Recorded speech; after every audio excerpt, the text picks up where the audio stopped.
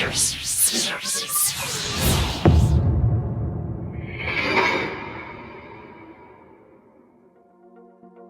right, now you guys know the rules. Robots do the painting, you do the guessing, and I try to keep the clues straight as possible along the way. No guarantees. Top Roman emperors. Simple. Simple instructions.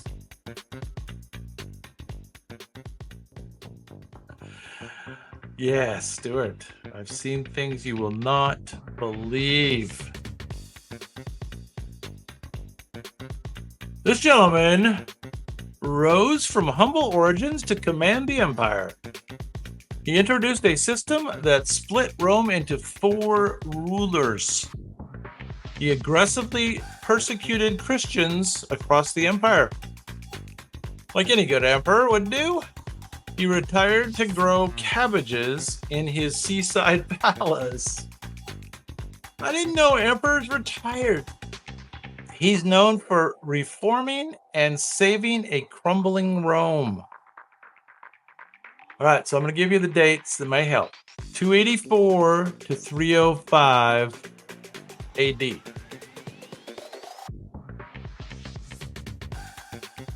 This is the guy that retired to grow cabbage.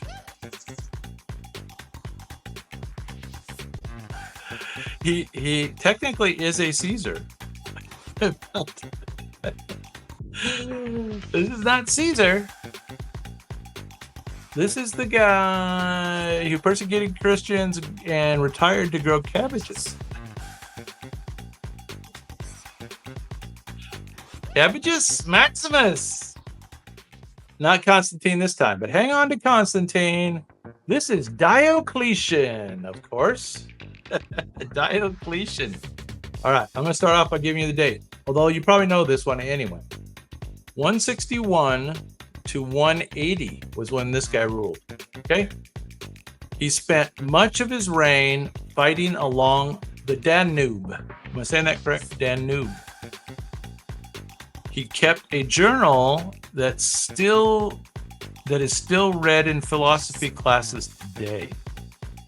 That's the key clue. His stoic calm contrasted with chaos of plague and war. Gladiator fans remember him. His son didn't live up to his legacy. Yeah, he had a bad son. Yeah, you guys know this one. Very good. Rob, Stuart? You're correct. He's the philosopher king who wrote Meditations. And you are correct. This is Mr. Marcus Aurelius. Yeah, father of Commodus. Commodus, bad guy. Marcus Aurelius showed that wisdom and power don't always conflict unless your heir is Commodus. There you go. All right. Number 18. We got one. Now, this emperor claimed he saw a cross in the sky before a major battle. Have you ever heard that? This guy reigned from 306 to 337, so almost at the end of the empire. His laws favored a new religion over old Roman gods.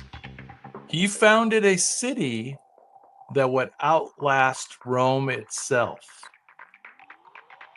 He waited until his deathbed to be baptized.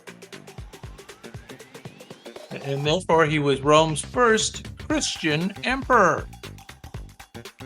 Yes. There you go, Rob. You are correct. But now, Brian's in the house. Good to have you, Stuart. Just in case you're interested, it is Constantine the First, of course. Constantine didn't just embrace Christianity, he changed the course of Western history with it. There you go. And of course, the city was Constantinople. Hey, Brian. Glad you liked it. Let's try number 17. We're doing Roman emperors, famous Roman emperors. Number 17. He was bearded, Greek-loving, and deeply curious. This guy loved the Greeks. This is from 117 to 138 AD, if that helps. He preferred consolidation to conquest. Sounds like a fancy way of saying it. He traveled the empire more than almost any other emperor. Traveled the empire. He's remembered for both art and fortifications.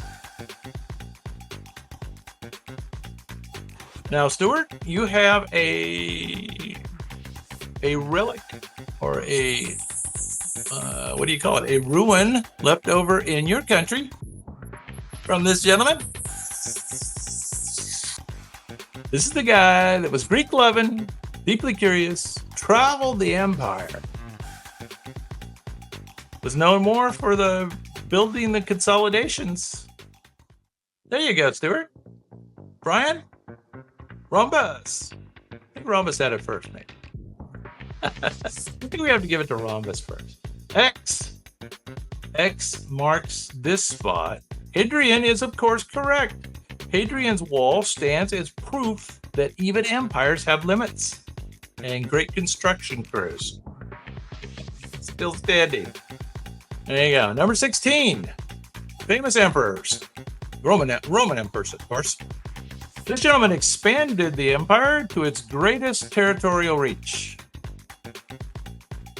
His victory in Dacia brought in tons of gold and trouble.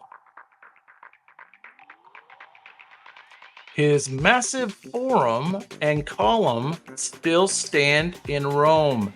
So this is the guy who built the forum and the famous column in the forum. He was born in Spain, not Italy. He was a soldier emperor beloved by the Senate. I'm going to give you the date. 98 to 117 AD. So pretty early in the empire. This is not Hadrian. We did Hadrian last. This is the guy that built the column. There's a famous column in Rome named after him. And there's a famous market in the Forum named after him. Famous market. Oh, there you go. Doctor. Glad there's a doctor in the house. It's always an advantage. Trajan is correct. Trajan was so admired that new emperors were blessed with the phrase, "May you be luckier than Augustus and better than Trajan." I never heard that saying, but I think I'm going to use it every day now. All right, next up, number 15. This gentleman followed in the sandals of Rome's first emperor. So this is 14 to 37 AD. So he's like the second emperor. He never liked ruling and spent years on an island. He hid out. His rule was marked by, it's probably a good move, paranoia and purges. Yeah, he sounds like he was paranoid. He was a brilliant general. Of course, the way, they all die rough. He was a brilliant general, but a moody leader. He was Rome's second emperor. Yeah, doctor. Yeah, nice typing on the first one, doctor. Like 8 burritos.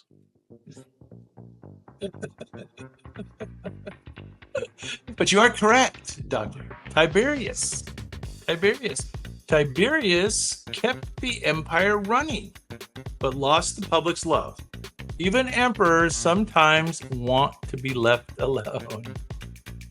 Yeah, it sounds kind of interesting that he hid out on the island. There you go. All right, now everybody's favorite. Coming up. Well, I don't know about everybody. Some people's favorite. sick people. This gentleman, or this emperor, thought he was Hercules and dressed like him.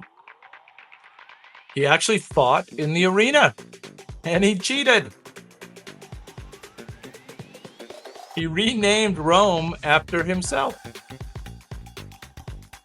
His wild reign was one gladiator short of total chaos. This is the bad guy from the Gladiator movie. This is the guy. And the truth is worse than the movie. Correct. Yes. Brian Stewart, Doctor. This one is Commodus. Yes. 180 to 192. Commodus's reign ended with a strangulation in a bath. Oh, nice. Somebody strangled Commodus in the bathtub. Rome collectively sighed in relief. There you go. All right. We're down to number 13. Number 13. This gentleman was co-emperor with his brother briefly. He extended Roman citizenship to all free men, mainly to tax them. Yeah, you could be a citizen. Empty your pockets. He's remembered for luxurious baths. So this is how I remember him, because I'm into the architecture thing in Rome. Luxurious baths and deadly paranoia. He killed his sibling and built public works.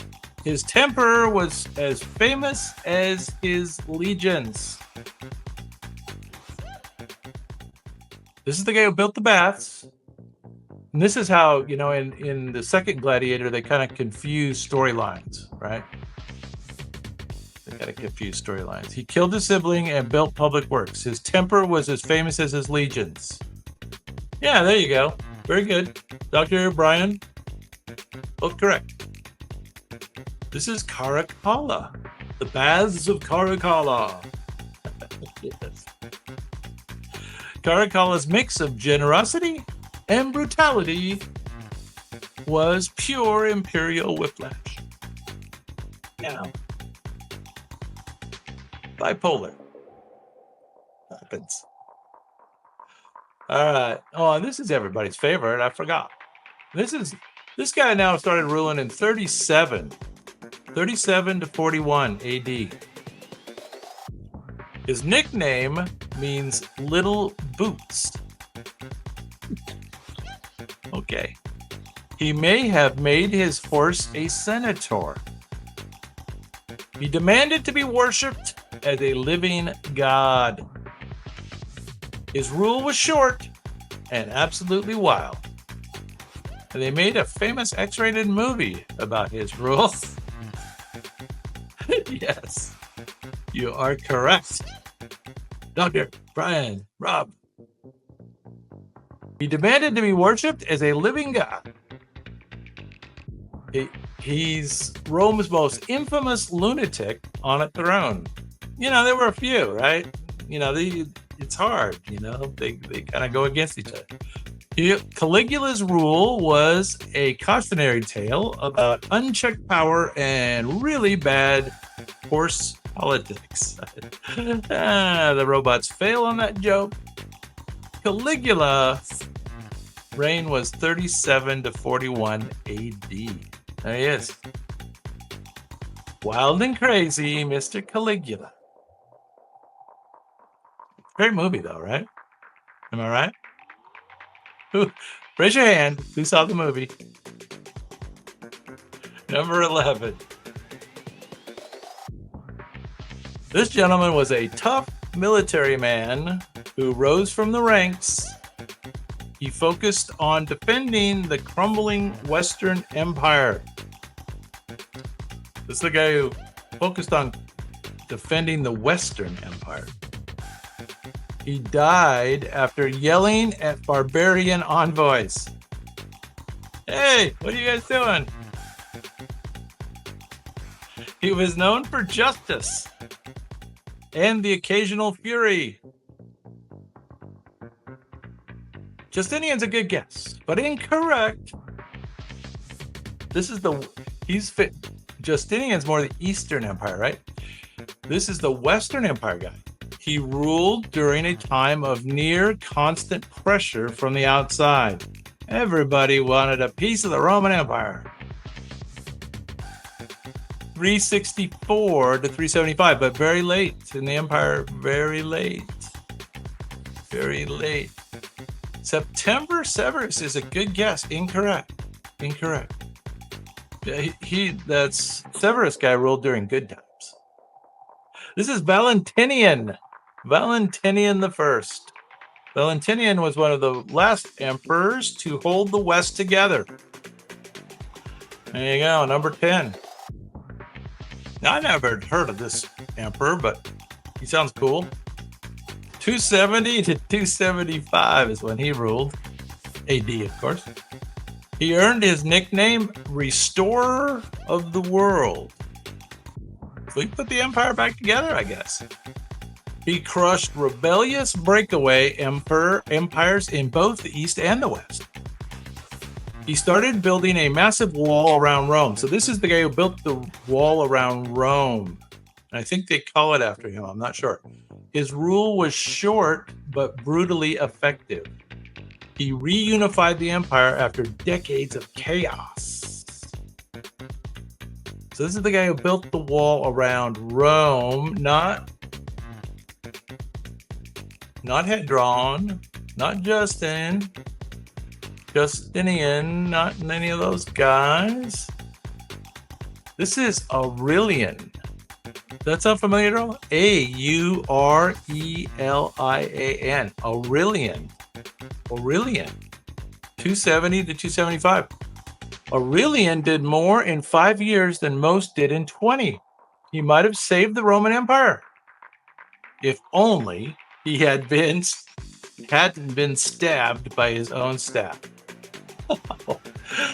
That's tough. You know, to take it from your own weapon. That's a bummer. Little infection. He's done. All right, number 9. This guy's pretty famous, 41 to 54. So right after Caligula. He limped, stammered, and was underestimated his whole life. This is the guy that conquered Britain, despite the odds. He loved history books and he loved women, both with mixed results. Yes, he died rather mysteriously. He wasn't supposed to be an emperor, but he surprised everyone. He was found hiding behind a curtain after an assassination. Well, yeah, I'd hide after I got assassinated too. So yeah, Doctor knows. So yeah, this guy apparently was killed by his wife, I think, because the wife wanted her son, who we'll talk about later, I think. Yeah, this is Claudius. Claudius was the ultimate underdog emperor. He proved brains could beat brawn. Until his fourth wife. Yeah, there you go. Claudius. Bummer.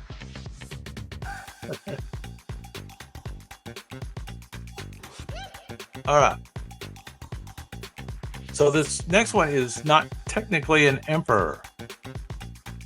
He crossed the Rubicon and never looked back. He was stabbed 23 times in the Senate. He changed the calendar and everything else. He never officially became emperor. Little known fact. He's the man who ended the Republic. He's the last leader of the Republic. Yeah, Doctor. Yeah, Rob. Julius Caesar, of course. Julius Caesar, 100 to 44 BC, right? BC. Caesar was more than a man. He became a myth. Shakespeare just added dramatic flair to what was already an epic tale. Yeah, Julius Caesar. The man, the myth, the legend. All right. The next one's related, of course. Kind of. That was number 8. We're down to number 7. Now, this gentleman was adopted by that guy we just looked at, by a murdered dictator. He ended decades of civil war with political genius. He took power without seeming to. He ruled during Rome's golden age of peace. And he was Rome's first official emperor. Yeah. There you go, Doctor. Antoinette. There you go. Madame. This is Mr. Augustus. Augustus. Wasn't he? He was also known as Octavian, correct? I think that's correct. Augustus didn't just start an empire. He made empire look classy. His reign set the gold standard for all who followed.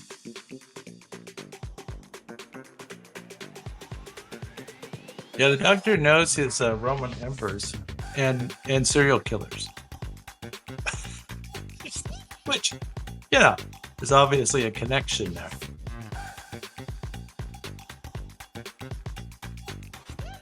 And European Union leaders.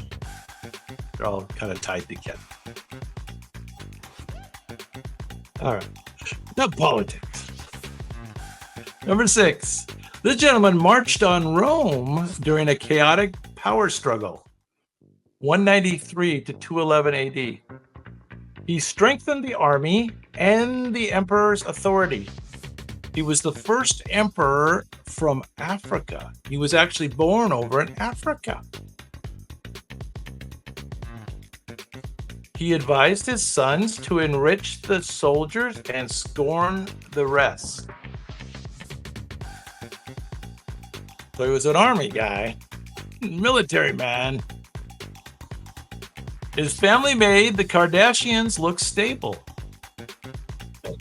I guess he's got some family stories. This guy though, he expanded the empire on the east a lot, north up into like what, Yugoslavia and all that, you know, Czechoslovakia. All over the place. You remember who this is? I've seen the answer on the board already. Somebody put it up there. This is Mr. Septimus Severus. Septimus Severus. Severus built a dynasty with military muscle. Unfortunately, his sons wrecked it before the ink could dry. All right. Number 5. 69 to 79 AD. This gentleman rose from humble origins during Rome's messiest year. He stabilized the empire after a civil war. He started building the Colosseum. This is the guy who started building the Colosseum. He joked on his deathbed that he might be turning into a god. Okay. I guess they all got that. He founded a new dynasty. Oh, so he and his sons ruled for a while, I guess. Anybody know who this is?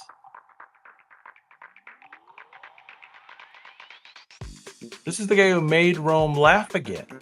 And he rebuilt it too. A practical emperor with a dry wit and concrete results. This guy built a lot of stuff with concrete. 69 to 79 AD. Maximus Thrax. I like that. Not Titus. This is Vespasian. Vespasian. There you go. Okay, let's move on. Number 4.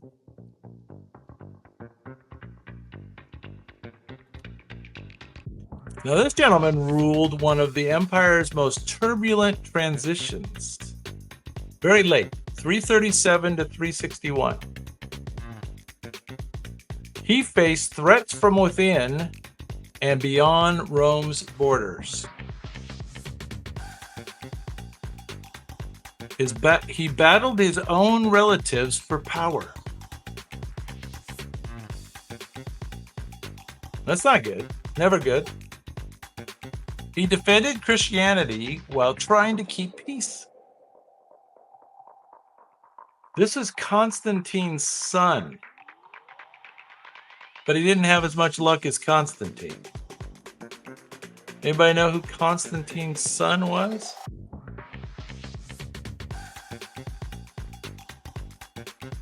Constantine's son. Yeah, that's what doctor. Yeah, another, well, kind of another Constantine, but it's a little different. It's Constantius the second, actually. Constantius the second kept the empire running during a delicate balancing act. Family feud meets imperial power struggle. All right, top 3. Here we go. Now, this is kind of late in the game. This is basically after the fall of the Roman Empire. 527 to 568.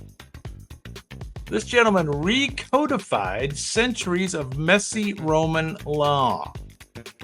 This is the guy who rebuilt the Hagia Sophia after riots burned it down. His general, Belisarius, nearly restored the Roman West. So he had a guy working for him out west that did pretty well. His tax policies weren't very popular, to say the least. He was a Byzantine emperor, but Roman in spirit. Yeah, doctor got it. That's correct. Doctor, that is correct. Justinian the First. Justinian tried to recreate Rome's glory days with brains and building projects. He almost pulled it off. Emphasis on almost.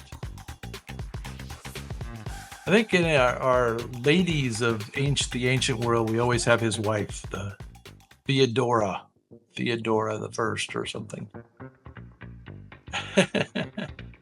Justinian is correct. All right, last 2.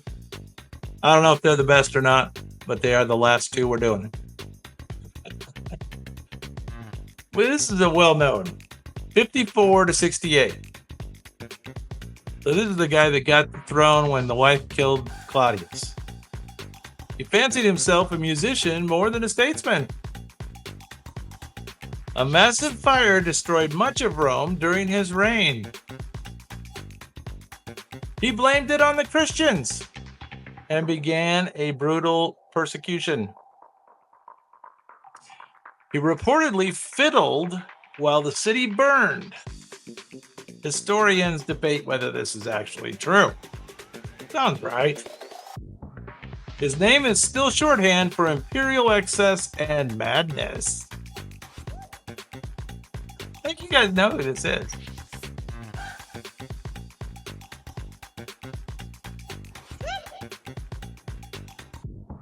Who is this? The wife killed Claudius and helped this guy get into the throne, and then this guy killed his mom. And then he's the one who fiddled while Rome burned. Nero, of course. Nero. That's right. All right, last one. Yeah, this is definitely not the top emperor. This guy is 379 to 395. He made Christianity the official state religion of the empire. He banned pagan festivals and closed the temples. He was the last emperor to rule both the East and the West together. So this is the last time it was all one empire. His policies deeply shaped the future of Europe. His death permanently split the empire into two pieces. This is the guy. It wasn't Constantine at the time. No, it wasn't Constantine. This is the guy who oversaw the end of the whole Roman Empire. He laid the groundwork for medieval Christendom. Is that a word? After him, Rome would never again be whole or pagan. Stuart! Taking it for the team. Good job. Theodosius is correct. Theodosius. All right. But we made it. We made it.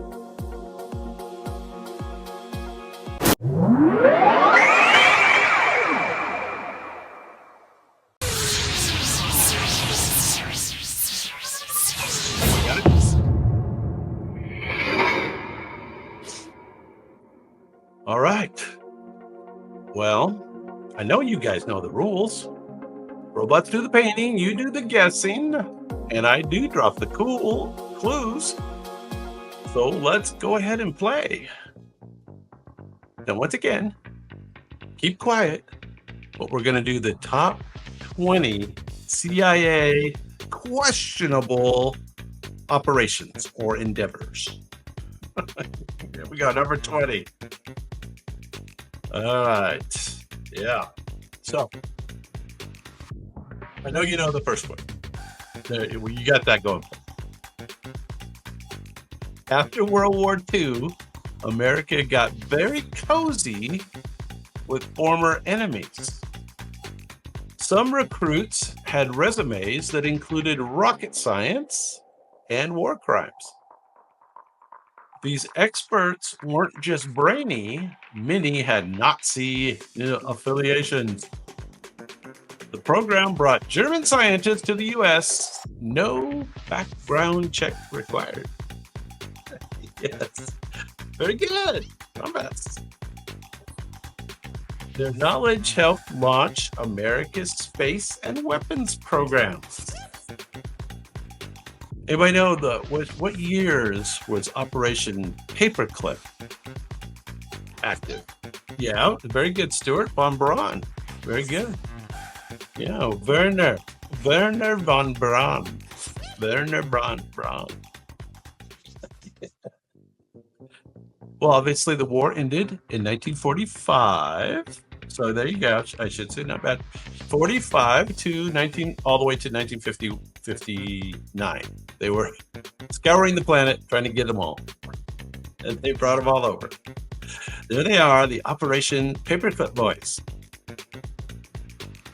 Among the recruits was Werner von Braun. He built rockets for Hitler before NASA. All right. I knew you'd know that one. You're going to know them all. It's just, you're going to have to combine the clues with the pictures because, it's hard for the pictures to tell the whole story. This covert mission overthrew a democratically elected leader. The target's only crime was nationalizing his country's oil business. It took place in the country of Iran. Or Iran. I ran to the store. and changed the Middle East forever. The CIA and British intelligence teamed up. Who'd have thought? To reinstall a monarch. So what was the operation to reinstall the monarch in Iran? Because he nationalized oil. That wasn't good. That hurt the profits. The resulting backlash paved the way for revolution, which eventually happened in 1979. So this was kind of the background when the CIA and British intelligence removed the country's ruler and reinstalled the monarch. A model that they repeated over and over. Everybody know? This was called Operation Ajax. Operation Ajax. The U.S. apologized decades later, but the fallout from this op is still shaping geopolitics today. There you go. Okay, another bad story. Number 18. These are all bad stories. A charismatic African leader was eliminated shortly after independence. His assassination involved Western intelligence services. The CIA backed his rival, who would become a brutal dictator. This all happened under Cold War panic about communism in Africa.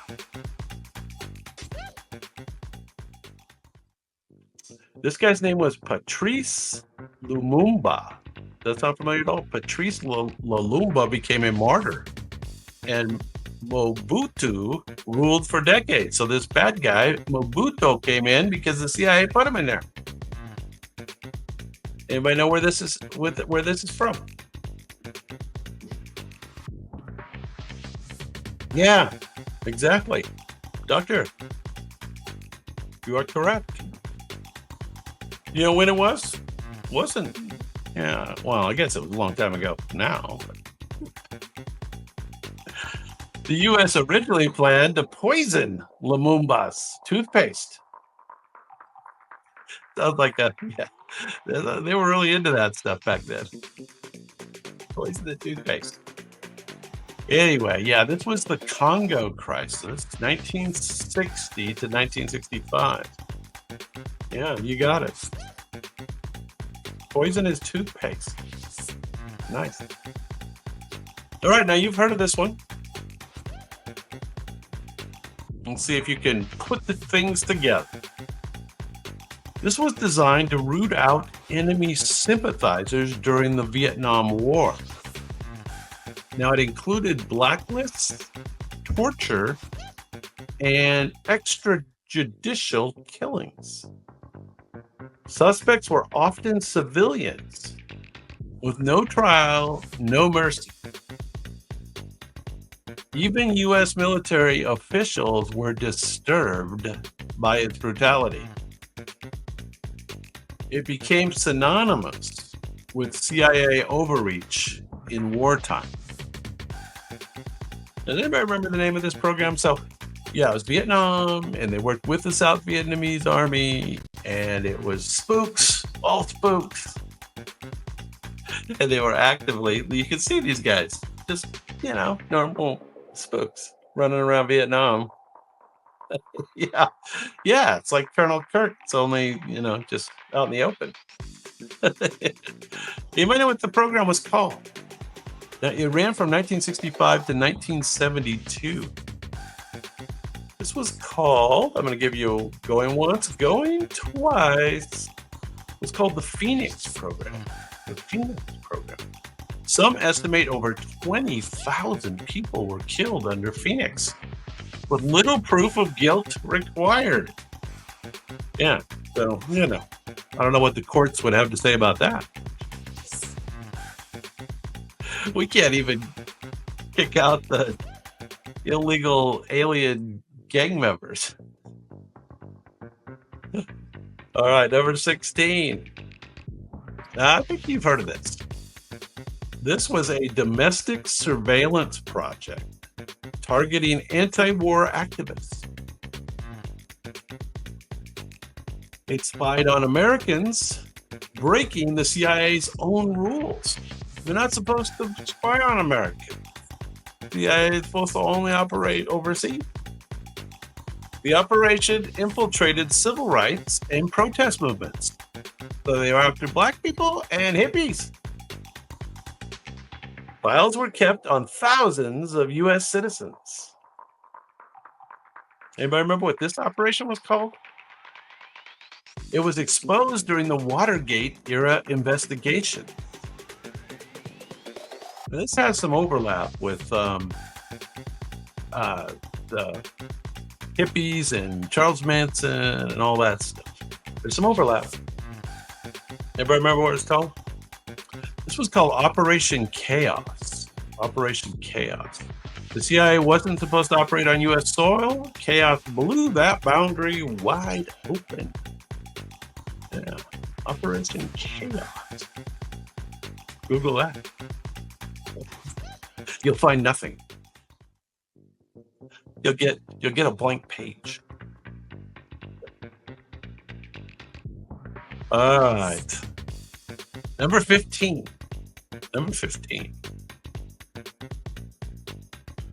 A Latin American, can't really tell yet. A Latin American president lost his job for giving land back to the people. It's problematic. U.S. fruit companies didn't like that. This is the whole banana war. That's where the term banana republic comes from, I think. The CIA engineered a coup using a fake invasion and propaganda. This is in 1954. Anaconda. I like that name. No. This ushered in decades of military dictatorships and civil war. It was one of the agency's first big successes. It was the U.S. Fruit Company. They were protecting the fruit business. It wasn't the Dominican Republic. It was actually in Guatemala. This is known as the Guatemala coup of 1954. The term banana republic became chillingly literal in this case, thanks to United Fruit's influence. All right, got to protect those corporations. Yeah, there's a lot of current information coming out on all this stuff that will again, of course, be buried before it comes out completely. All right, number 14.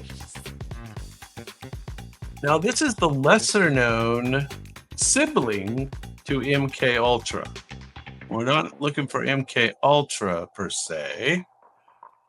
This was focused on drug testing and behavioral control. Subjects were often unaware and unwilling. So this is all the way back to the 1950s. It was about finding the perfect interrogation cocktail. There he is. He's trying to serve up the perfect cocktail. They're trying to figure out what they can inject into these guys to get them to tell the truth. Psychedelics, paranoia, and zero ethics. Many victims never knew they were part of an experiment until decades later when the lawsuits started. All right. Anyway, this was actually called Project MK Search, not MK Ultra. So there you go. This was when they were first exploring all the different drugs to try to get people to tell the truth. And they just injected it into everybody just to test it. Why not? Yeah, there you go. All right. Now this one's somewhat familiar. Number 13. This is a Cold War fever dream focused on one man, Fidel Castro. Various plots included poison pins, exploding seashells, and, and exploding cigars. It was cartoonish, yet deadly serious. The goal was to assassinate a communist leader by any bizarre means necessary. So this is not the Bay of Pigs. The Bay of Pigs may be on this list. We'll see. But this is, I can't remember if this is after or before. This is the same time frame for sure. They were, this is basically trying to assassinate Fidel Castro. What was it called? The operation was inspired by Bond villain ideas than real results. Well, that's actually Fidel. I think that's Fidel Castro there, and the operation to assassinate Fidel Castro was called Operation Mongoose. Is that familiar? Operation Mongoose. Yeah. I don't know why it's called Mongoose. I don't. Yeah, I should say. There you go. Correct. Correct you are. All right. We're down to number 12. Well, this one's good. Zelensky would like this one. And apparently, Macron and the British guy and the German guy that were all on the airplane the other day. The CIA-backed rebels fighting Nicaragua's leftist government. Somehow, cocaine smuggling became part of the strategy. Journalists linked U.S. support to the crack epidemic in California. The CIA denied everything, but evidence piled up. Conspiracies turned into inconvenient truths.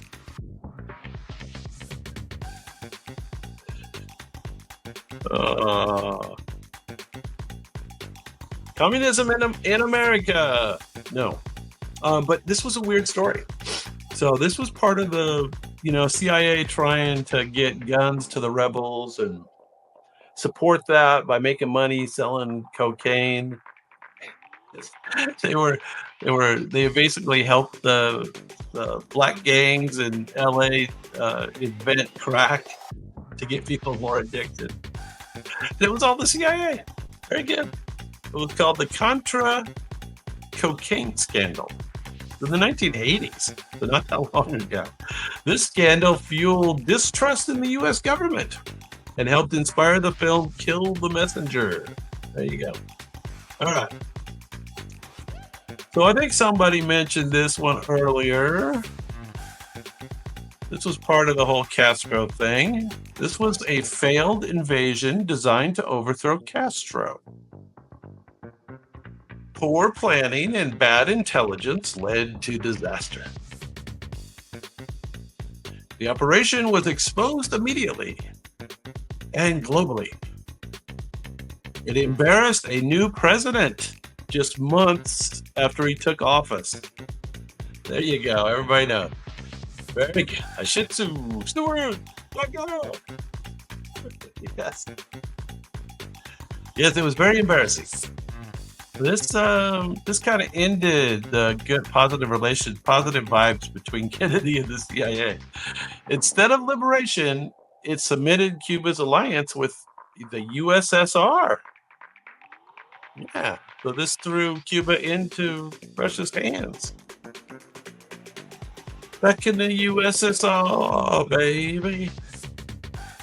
Kennedy took responsibility, but privately blamed the CIA, sparking lifelong mistrust. Lifelong is a odd choice of words.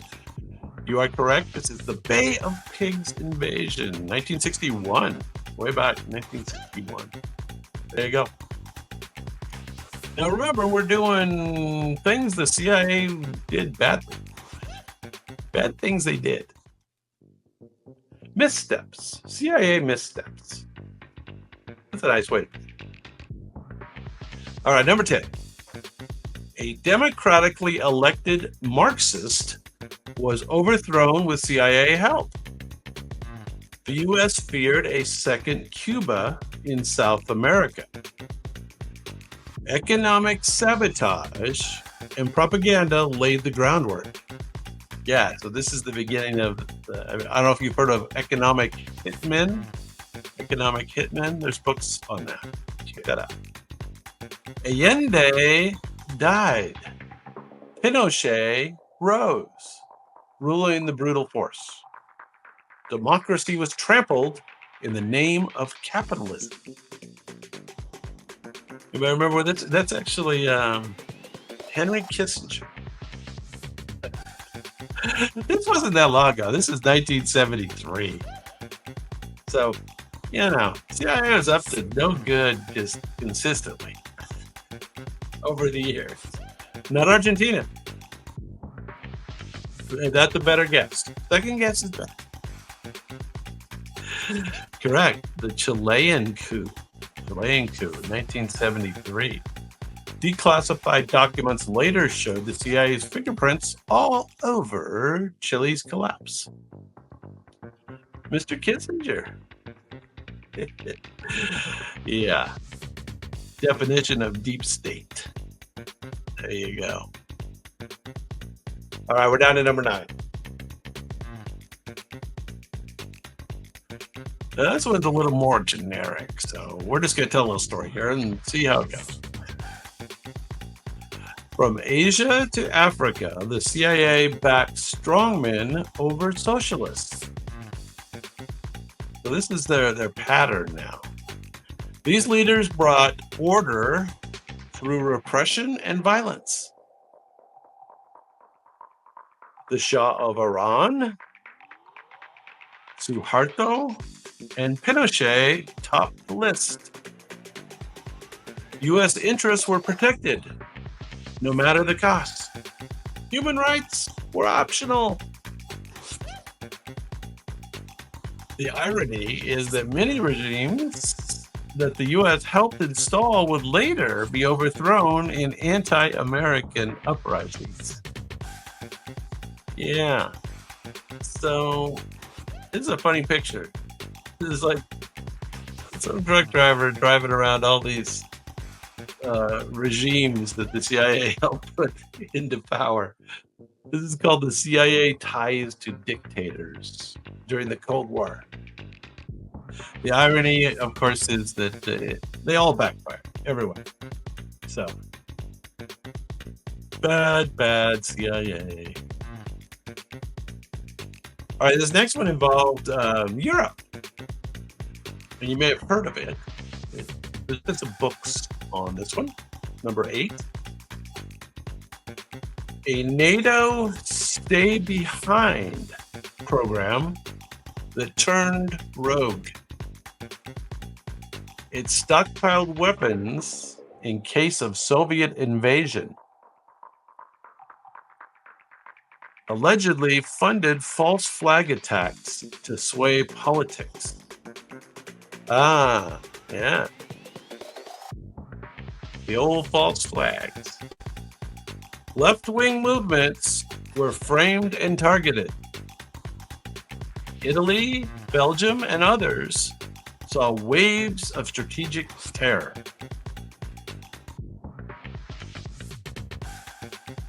In one of the most jaw-dropping stories of the Cold War, paranoia, part fact, part shadowy legend.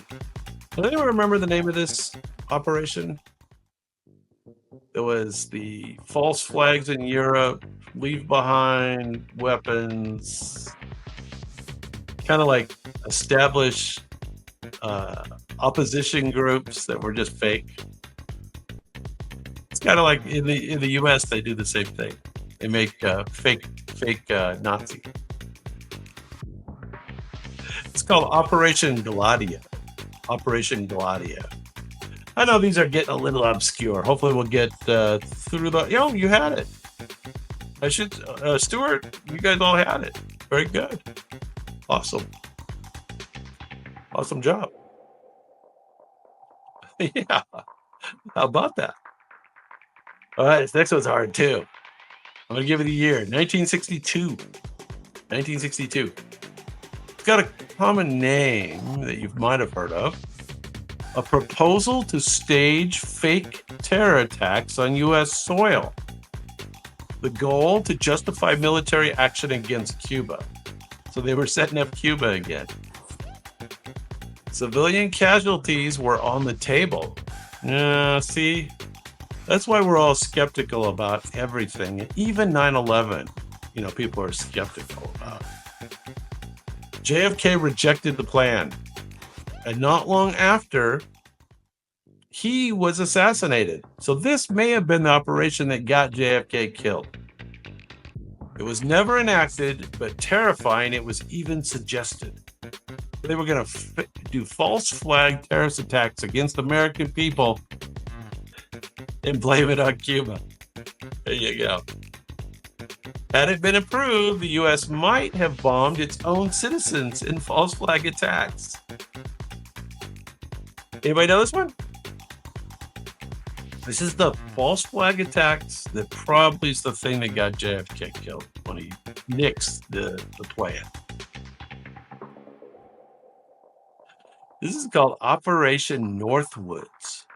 Operation Northwoods. They list the year at 1962. There you go. Operation Northwoods. And apparently that's the guy that was behind the whole thing. He later got in trouble for it. There you go. All right, now we'll do some more modern stuff, okay? Some more contemporary CIA bad deed. Bad deed. Suspects were kidnapped off the streets. They were flown to secret prisons in other countries. No charges, no trials, just torture. Waterboarding. And other stuff. Allies participated. Oversight was minimal.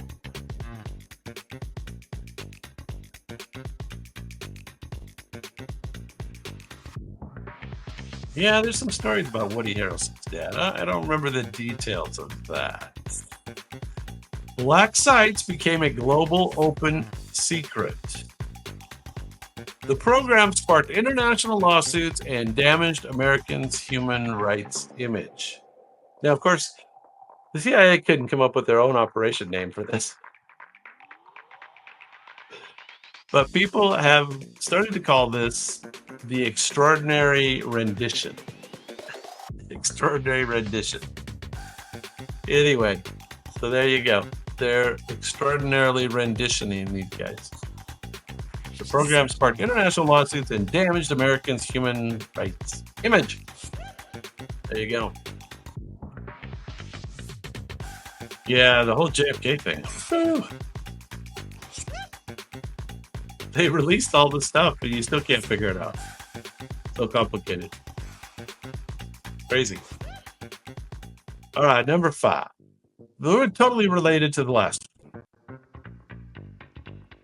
Waterboarding, sleep deprivation, mock burials. These methods were labeled enhanced interrogation. CIA contractors ran it with near total cease. Some victims were later proven innocent. The program's legality and morality remain hotly debated. The Senate Intelligence Committee's 2014 report called the program ineffective and brutal. So this just is the torture at the black sites, right? They actually did the waterboarding and all this stuff that they weren't supposed to do, and they did it. Anyway, it was all kind of post 9/11. We were pissed off. We got hit, and we weren't going to stand for it. So there you go. People do bad things. CIA is at the The spear point. The tip of the spear. CIA. All right. We got 4 more. Then we'll be done with this category. So this category doesn't play as well. It's all kind of just too dark. Number 4. All right. We've heard of this. The CIA's mind control experiment that went completely off the rails. This is the one the movie was about. With, what's his name? What's the kid's name that was in the movie? Doses of LSD were administered to unsuspecting civilians. Subjects jumped out of windows or went insane. Files were destroyed in a cover-up. Yes, very good. No ultra. I like that. Rhombus is slightly more correct. Maybe that was the spell correct. Spell check. It's the granddaddy of all conspiracy theories, and much of it's true. You are correct. MK Ultra. Supposedly ran from 53 to 73. Supposedly they ended it in 73. Now, do you believe that? Is that? I'll tell you what. That first kid that shot Trump in the ear. That seems like an MK Ultra setup. The project was so secret that even presidents weren't fully briefed. MK Ultra. There you go. Okay, we got 3 more. That's kind of interesting. These are all interesting. The last 3 are all pretty interesting. Here we go. Support for the Mujahideen indirectly fueled the heroin trade. Warlords used CIA money to expand opium production instead of using it for weapons and food for the soldiers and stuff to fight the Soviets. They used it to expand opium production. The results? Narco-terrorism and global addiction. Nice. Victory against the Soviets came with a chemical price. And this chaos involving the whole opium trade helped birth the Taliban. Where the Taliban came from. Somebody had to run the drug trade. Yeah, the Taliban origin story. There you go. Yeah. The CIA and the Afghan drug trade is the name of the operation in the 1980s. And in trying to beat one enemy, the CIA may have helped create the next 2. And that's usually the way the CIA works, right? Kill one enemy, start up 2 new ones. You know, it's good for business. It's good for future business. There they are, look. The Marines working with the Mujahideen. Yeah, well, they did. They paid for a lot of their operations with drug trade, right? What do they call that? Air USA or Air America? Air America movie, flying cocaine around. All right, now this is pretty current. Journalists covering the CIA became surveillance targets. So did whistleblowers, exposing government secrets. Even Senate staffers weren't safe from spying. From the 1970s to Edward Snowden, the pattern continued. Press freedom clashed with national security. Head to head. Guess who lost? The CIA literally hacked into Senate computers during the torture investigations. You know, we were looking at those torture investigations. During that time, the CIA was hacking into the senators' computers. That sounds treasonous to me. I don't know what you think. This is Daniel Ellsberg in the picture. I don't know if you remember that story. He was one of the whistleblowers, essentially, right? So this the big story on number 2, the second most important one: surveillance of journalists and whistleblowers. So these were supposedly all 20 to 1, right? Countdown. Second most important. There you go. And the most important. Can you imagine what the most important one was if that's number 2? And this one has a name you'll not. So we need to get the name of this operation.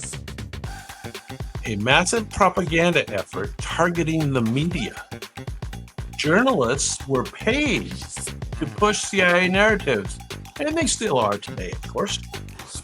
Newsrooms were infiltrated, foreign and domestic.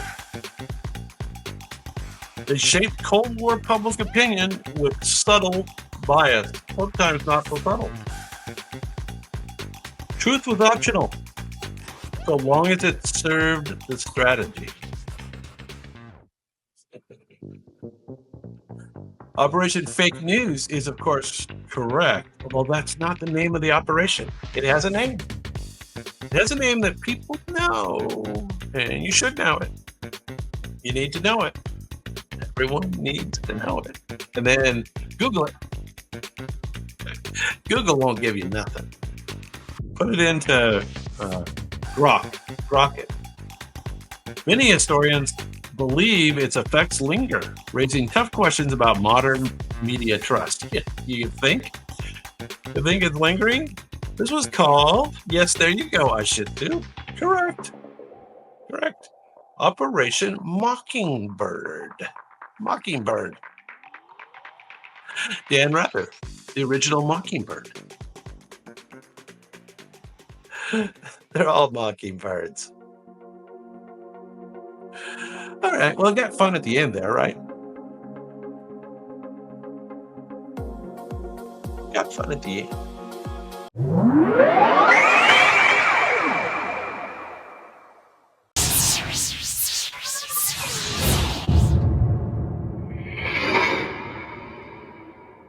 Yeah, it turns out the CIA is not your friend.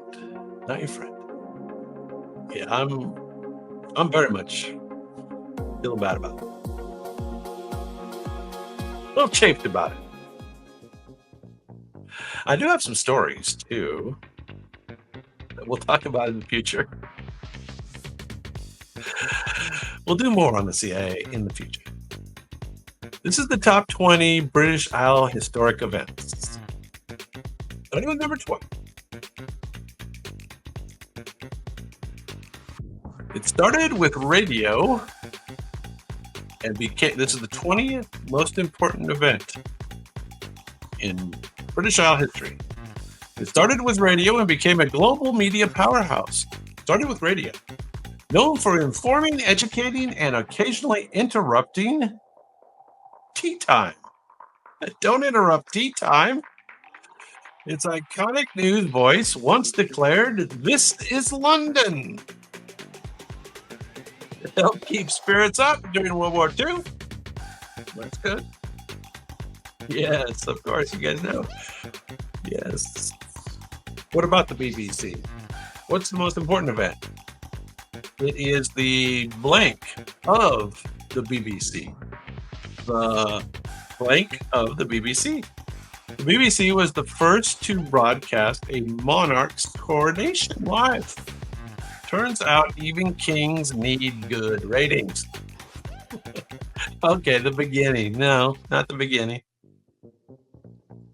What did God do? What did God do? The creation of the BBC. All right, let's get a little bigger.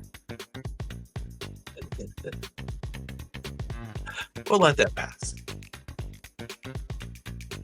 That's a good one, though, right? That was important. Wasn't that important? Do you guys agree? Disagree? Creation of the BBC, important. I guess. Number 19. This one, some of these I didn't know about, so they're interesting to kind of learn about. Power started moving away from Westminster. It gave parliaments and assemblies to Scotland, Wales, and Northern Ireland.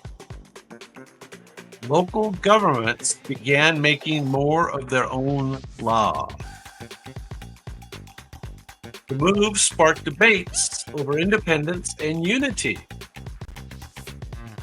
It did mark a turning point in UK constitutional history.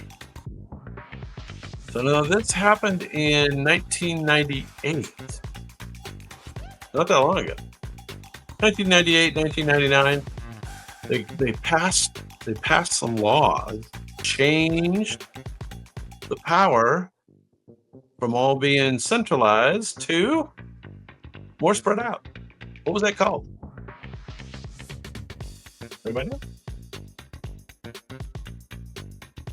Apparently it was important. Regional voting, I like that. Decentralized, I like that. You know what they call they call it the De-Evolution Acts. The De-Evolution Act, or the Devolution Act, I guess you would say. Devolution Acts. Yeah, there you go. Scotland even got its own version of the First Minister's questions. There you go. All right, number 18. So, similar, but much earlier.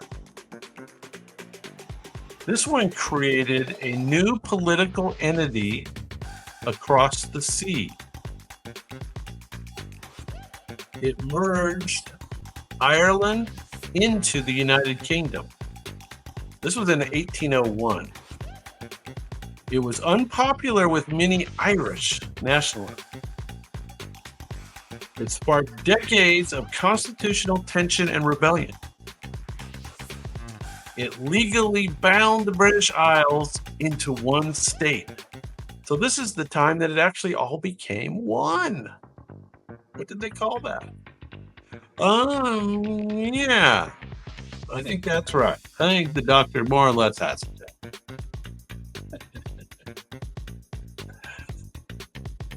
Despite the Union, Ireland never truly felt united, especially after the 20th century. So this was called the Act of Union. Act of Union. There you go. Yes, and I think the bonus fact is correct. Despite the Union, Ireland never really felt united.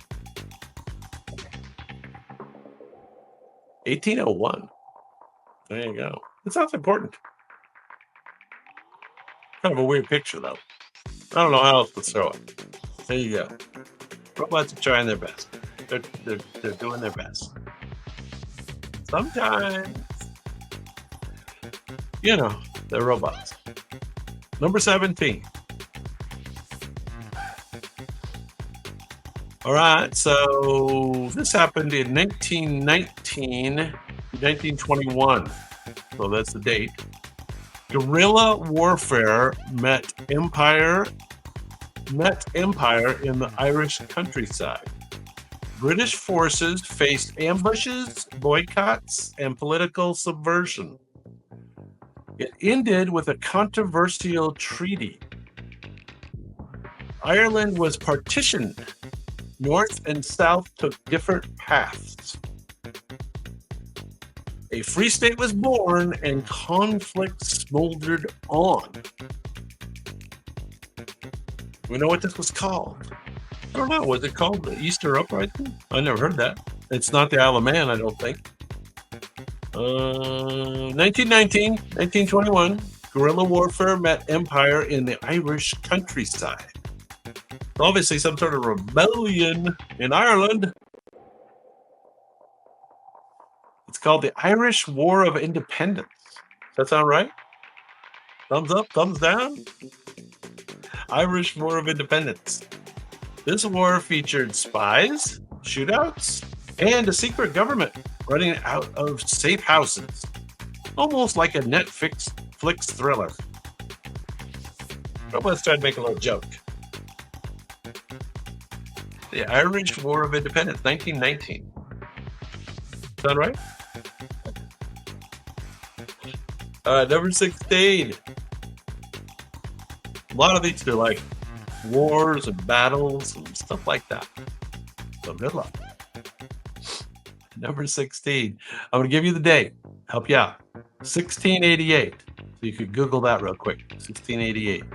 A king was booted out without a full-on war. Parliament invited new monarchs to take the throne. Protestantism won the day again. It led to a Bill of Rights and less royal power.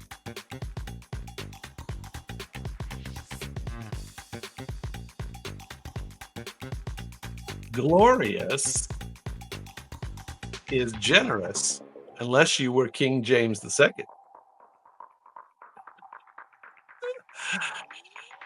Okay. What was this called? This was called the Glorious Revolution. That sound familiar at all? The Glorious Revolution? It was a revolution so polite, the monarch fled without a final sword fight.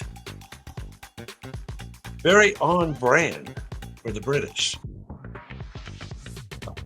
The robot's taking a little shot at the Brits. Oh, the Glorious Revolution, 1688. There you go.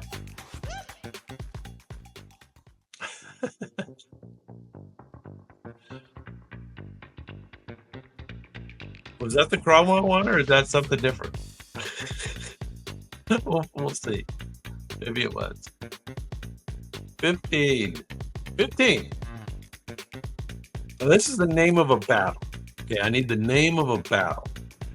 In 1690, this was a battle that shaped centuries of Irish division over in Ireland. William of Orange faced off against King James II. It wasn't just about religion, but it looked that way. Protestants gained the upper hand in Ireland. Parades still commemorate the outcome of this battle. Yeah, very good. There you go. You got it. Go on. The Battle of, how do you say that? Boyne? Boyne? Boyne? Boyne? Boyne. Boyne. Give me the phonetic pronunciation. Spelling. Phonetic spelling, please. William won with help from Irishmen, and James ran back to France. Very awkward. Very awkward for James.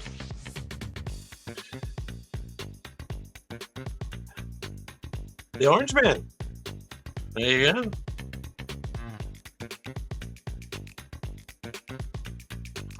That was number 15. Here's number 14. Another battle. Another battle. This one's way back, though. This is all the way back in 1314. This is pre-Black Death pandemic.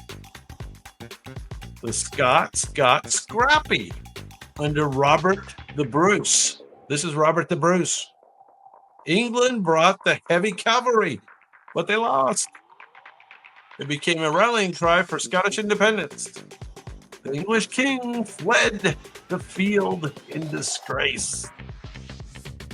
It's still celebrated by Scotland's proudest patriots. There you go. That's correct. Dog, sword. You are both correct. The Battle of Bannockburn.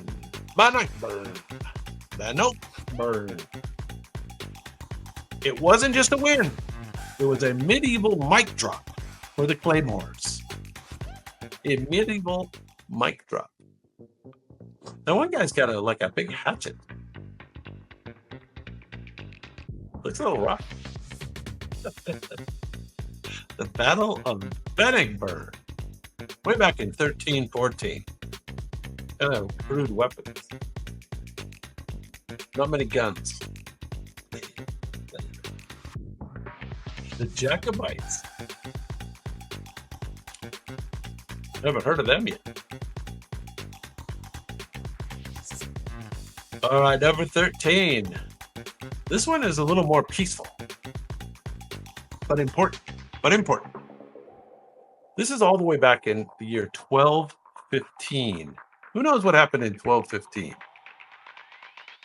A rebellious group of barons cornered their king. They demanded that he stop being such a royal jerk. The king reluctantly agreed to some of the rules. It laid the groundwork for constitutional limits on monarchy. It became a symbol of law over arbitrary power. Yeah. You are correct on this. I should say. This is when they signed the Magna Carta. Sounds like an interesting story that the king really didn't want to sign, but he was forced to sign. King John didn't stick to the deal though, so they had to fight about it later anyway. So they signed up front. There you go. All right. Yes, you're correct. Magna Carta. All right. Well, that was number 13. There it is, Magna Carta. He's still signing. You're still going to have to fight about it. There it is. All right, number 12. This is a war. This one's a war. 1642 to 1651. A long war. 1642 to 1651. It pitted the Roundheads versus the Cavaliers in a Royal Rumble. Sounds like a wrestling match. Parliament fought the king and eventually chopped off his head. I believe this might be the Cromwell situation. The monarchy was abolished for a while. Oliver Cromwell ruled as not quite a king. It was a war over how power should be shared. So, 1642 to 1651, Roundheads versus Cavaliers. This is all known as the Civil War, correct? Yes, it is the Civil War. The English Civil War. Much more civilized. The Puritans canceled Christmas during the AC era. Seriously. No figgy pudding for anyone. Canceled Christmas. The English Civil War. I can't tell what's going on in that picture, but it doesn't look good. I think they're taking the head off the king there. Not sure. All right, number 11. We're down to number 11. Now, this was important. This happened in the late 1700s, so just before 1800. Machines took over. Goodbye handcraft, hello factories. Coal powered everything, including a few child laborers. I don't know what that means.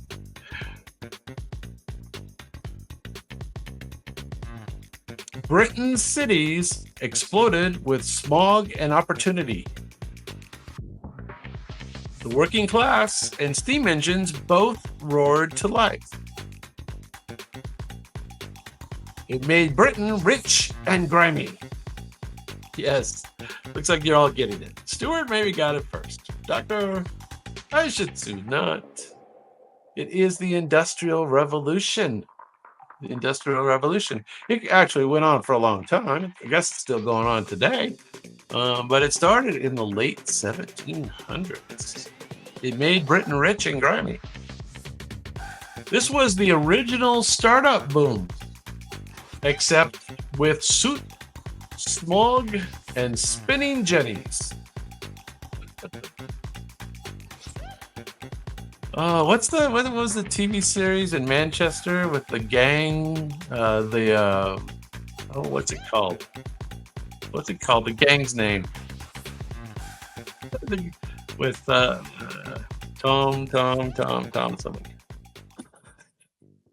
Great series. It is set in the Industrial Revolution. All right, number 10. This was important. If I give you the date, you should get it. 1348. 1348. It came by ship, and it brought death in day. Fleas, rats did the dirty work. A third of the population perished. Labor shortages gave peasants unexpected power. This was a weird outcome. It shaped society, economics, and faith. Correct. You guys all know. Peaky Blinders. That's what I was looking for. Thank you. Thank you for that. The Peaky Blinders. Great series. I love that. The Black Plague is, of course, correct. I shit too, Dr. Rombas. People thought it was caused by bad air, divine punishment, or neighbors. It was caused by the neighbors. Anyway, the interesting thing was, economically, after that, it gave power to the peasants because there wasn't enough labor. So the peasants suddenly had lots of power. Get paid more. There you go. Not enough of them. All right, number 9. Number 9. Most important historical events in the British Isles. A king got tired of waiting for a papal annulment. He wanted to divorce his wife. Didn't come fast enough. He broke up with the Pope and the monasteries. Wealth and land flowed into royal hands. England became officially Protestant. I think it is King Henry, but what's the event? England became officially Protestant, monks were evicted, and relics were tossed. That's maybe the key clue. Monks were evicted, and relics were tossed. King Henry VIII dissolved more monasteries than marriages, but not by much. This is called the Reformation and the dissolution of monasteries. The dissolution of monasteries. 1530s. Way back. Way back when. Yeah. Yeah. Okay. Dissolution of monasteries. You were correct. I think all those things are true. You guys had lots of correct answers.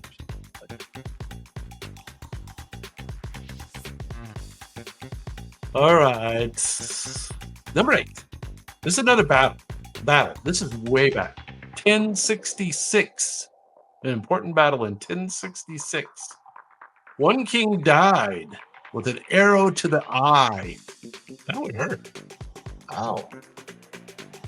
A Norman duke became the conqueror. French influence flooded England's culture and language. I think everybody's going to get this one. Castles and feudalism took over the landscape. A tapestry tells the whole dramatic tale. Yes. But what was the battle called? You guys have the battle up there? I don't know if I saw the battle yet. Yes, Rhombus. A tapestry tells the whole dramatic tale. That's interesting, right? There's this tapestry, which I don't know if this is the tapestry. It may be. Is this the tapestry I'm showing? I think it is. The English crown has been Norman ever since. Ever since. There you go. The Battle of Hastings. Yeah. Is correct. 1066. Way back in the day. That's our oldest one, I think.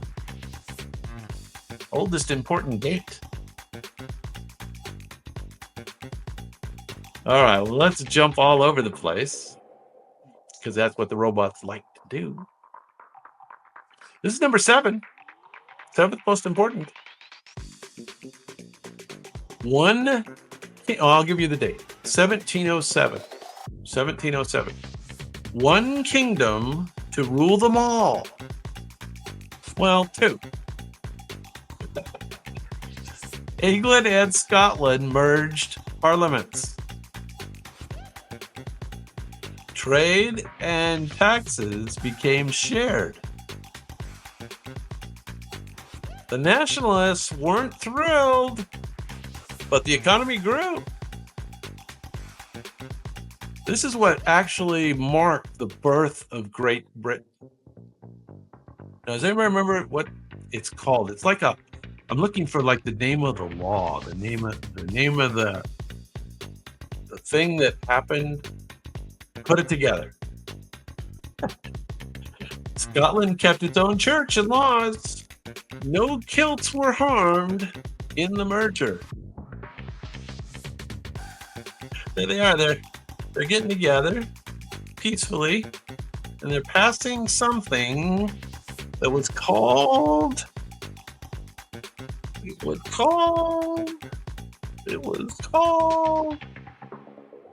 called the Acts of Union. The Acts, A-C-T-S, not A-X-E. The Acts of Union. There you go. All right, learn something every day on Dave's After Dark. Number 6. So this was unfortunate. And kind of an interesting picture. I don't know if you can get it from the picture, but it's an interesting picture. Potatoes rotted, but grain still left the island. Over 1 million died, and millions more fled. This is in 1845 through 1852, a period of time. British aid was slow, minimal, or cruel. Irish resentment hardened for generations. It changed the population forever. Forever. Yeah, you guys all know. It is the Irish potato famine, the Great Famine in Ireland. The potato famine. The famine sparked, I shouldn't laugh. The famine sparked a massive Irish dysphoria, especially to the U.S.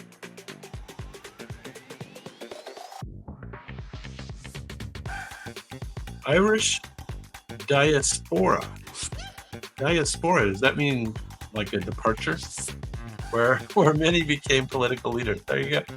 Well, anyway, so that's a monument with sculptures. See, those are like sculptures. Weird picture. There you go.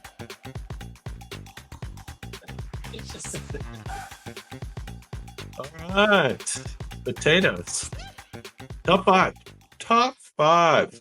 Here we go. Number 5. 1689. What happened in 1689? No more divine right of kings. Sorry, monarchs. Parliament gained supremacy over the crown. This is when Parliament gained supremacy.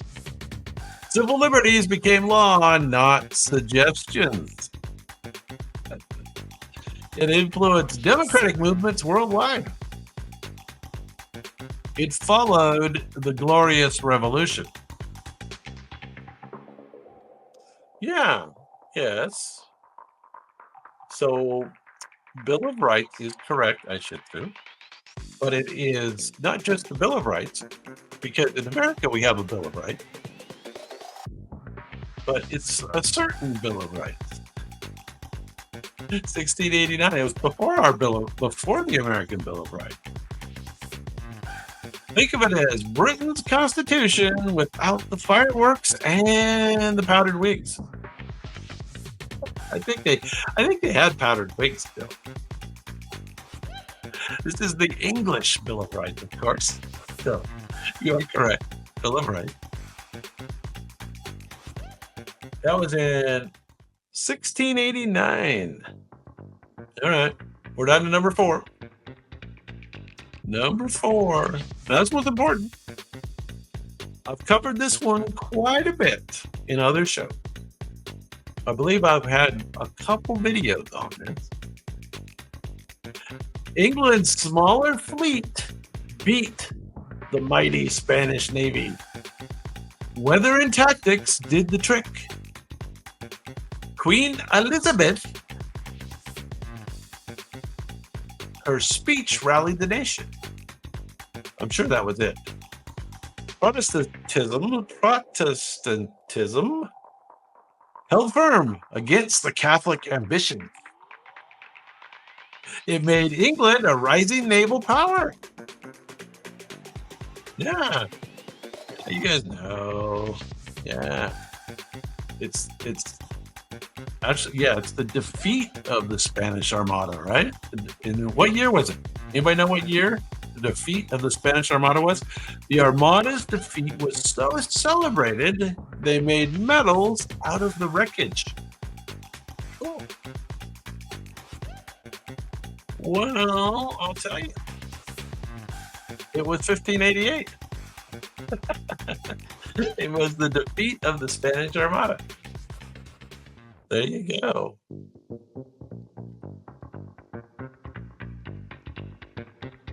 All right, we got 3 left. We've got 3 left. Here we go.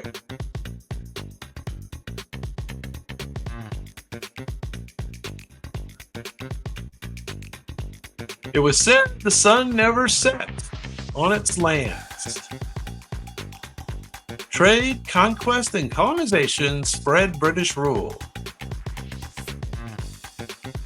It controlled a quarter of the globe. Revolutions, wars, and independence movements broke it down. It left a complex legacy across the world. Yeah, of course. Of course. It is the British Empire. Of course. It is a little more officially the rise and the fall of the British Empire. 16th through 20th centuries. But had a run. Tea in India, railways to Africa, cricket in the Caribbean. Think or blame the British Empire. There it is, the British Empire.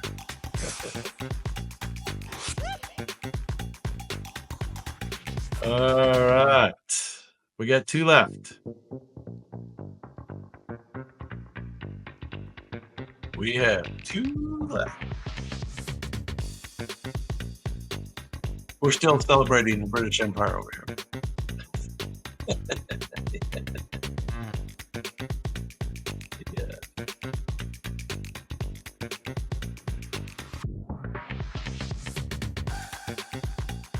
All right. Glad to have the Empire over with. Down to number 2.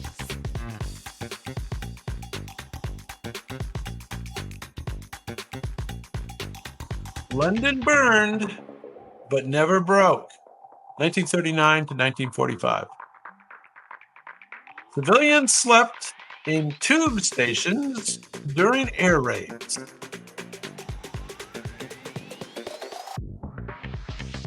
Churchill rallied a nation with speeches and cigars.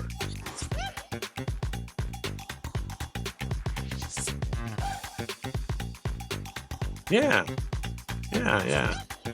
you guys know. Britain stood almost alone in 1940. Victory reshaped its role in the world. That's not a, I don't know if you can tell, that's kind of a bombed out picture of London. Really bad looking, right? A lot of those photos of World War II are just amazing. The aftermath of the London Blitz. Anyway, World War II and the Blitz, 1939 to 1945. One slogan said it all: keep calm and carry on. And they really did. Yeah, B2 von Braun. There you go. It's all tied together. It's all connected. It's all connected. All right, so we're down to the number one. What do you think the number one is?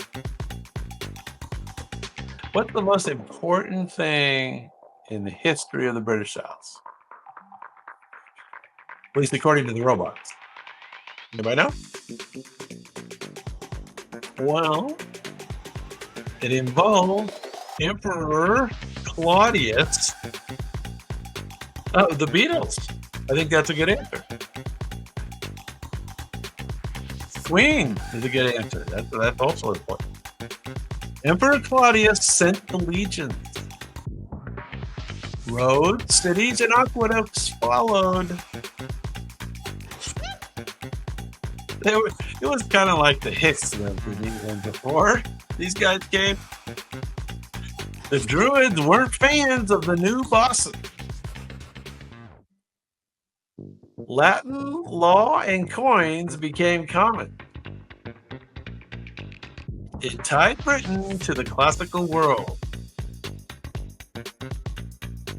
Yes, David Bowie. That was it. I believe Stuart has the correct answer. The Roman invasion of the British Isles. If I remember what year that was. Are you guys around? Do you remember what year it was? Harry and Meghan. Could be. They built Hadrian's Wall to keep the wild Scots out early in real estate with security features. So, they took one look at the Scots and said, we don't want to go up there. 43 CE, 43 AD. There you go. All right, we made it through the British.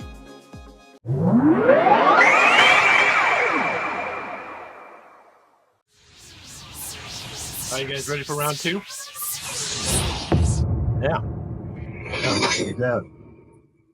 All right. Well, most of you know the rules.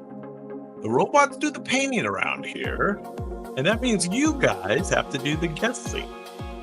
And I try to confuse you with clues along the way. Now, we're going to do a new version of the Revolutionary War, and we're going to do the top 20 Patriots and Redcoats. So we've got a bunch of Redcoats mixed in. Just to keep our friends from across the pond happy. Number 20. These are going to be a little hard. Good luck.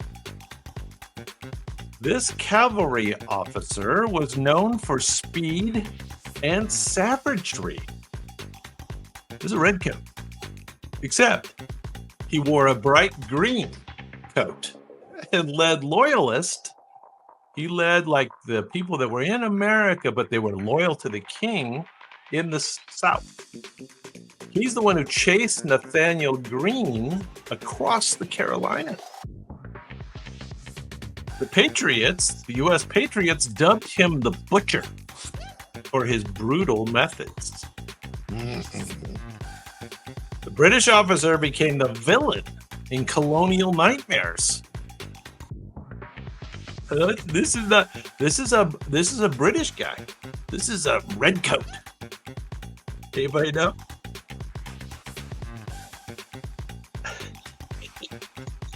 Yeah, Benson wasn't in there, was he? Sorry. No Benson. Who knows who this is? Anybody guess? Anybody know who the Butcher was? and he led like the loyalists in the South against the Americans. Anybody know? Going once. Going twice. Banastre Carlton. There he is. Look. Oh, he's mean. Anyway, he was a baddie. He was a mean guy. He was. They featured him in the movie, Mel Gibson movie. Yeah, The Patriot. Okay, number 2. Another guy who fought on the side of the king. He fought not for empire or republic, but for homeland. He was educated in England, yet he was a fierce warrior of the Iroquois. He was educated in England. He led raids in New York and Pennsylvania during the war. He was allied with the British, so he led the Iroquois against the Americans allied with the British. This Mohawk leader's legacy bridges cultures and conflicts.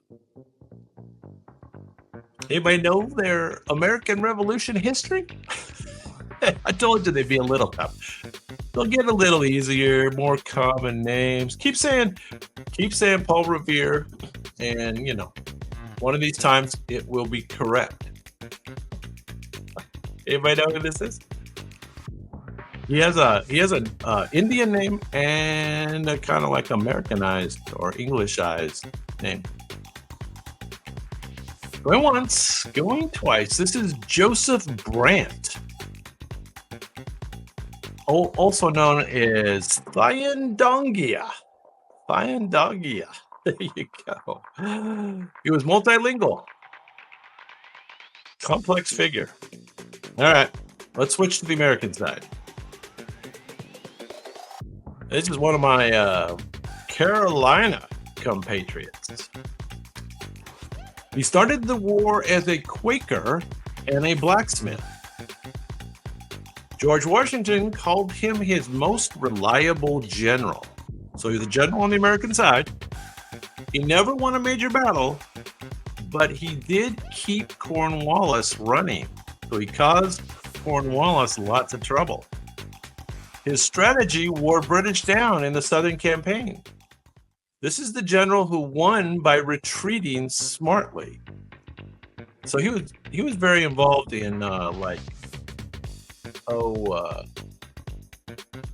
guerrilla warfare and stuff. Anybody know what this is? Carolinas. Guerrilla warfare. American general. Littlefoot. Or was that the last one? All right.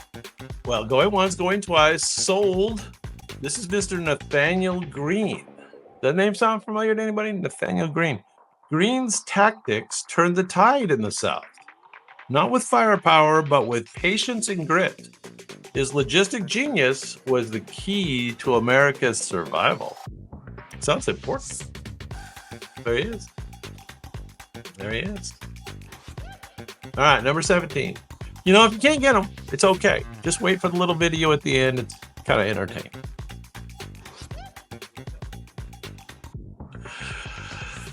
All right, so this guy is famous for his furniture these days. There's a little extra clue for you. His bold Vermonter had a knack for surprise attack. His band of fighters were the Green Mountain Boys. So this is the leader of the Green Mountain Boys. And this is the guy who helped take Ticonderoga with barely a shot fired. Anybody remember Last of the Mohicans?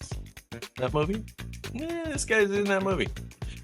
He wasn't subtle. He demanded surrender in the name of the great Jehovah.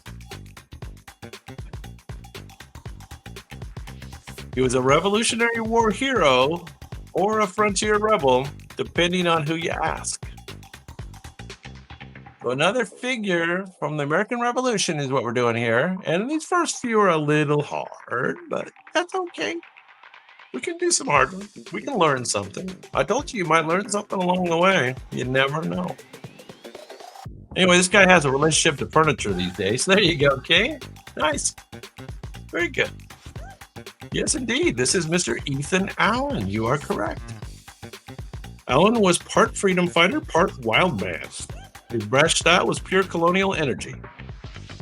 Rough around the edges, but effective. There he was. All right. So let's go back to a red coat.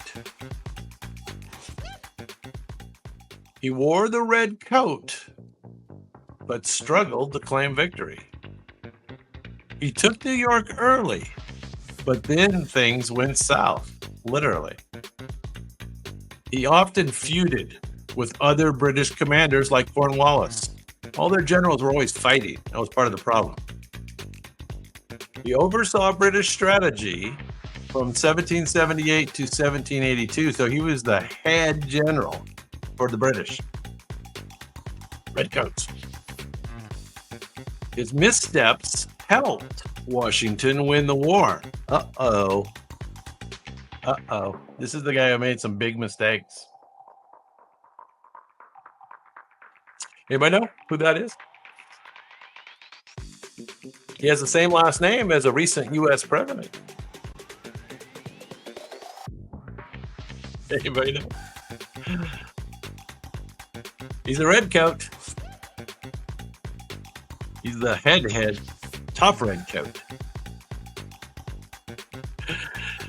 Going once. Roosevelt. I like that. Was there a Roosevelt back then in the Revolutionary War? This is Mr. Henry. Oh, you were guessing a recent president. Henry Clinton. Henry Clinton. Not Hillary Clinton. Henry Clinton. Although it kind of looks like Hillary Clinton a bit. Though a seasoned officer, Clinton's divided leadership and cautious tactics led to missed opportunities for the British. All right. Visualize. Visualize. This is a little bit like a mushroom trip. You are correct. All right, number 15. You know this guy. His night job was more famous than his day job. A skilled silversmith, he also had a revolutionary streak. He rode from Boston to warn of British troops heading west.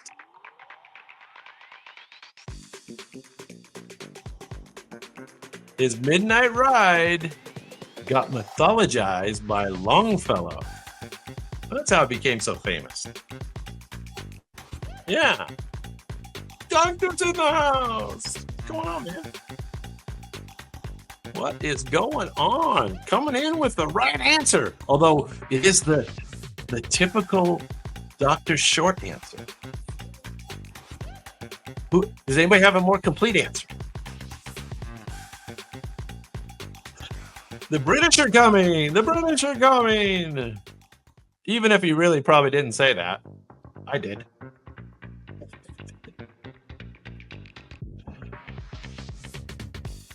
Oh, you missed me on Sunday, did you?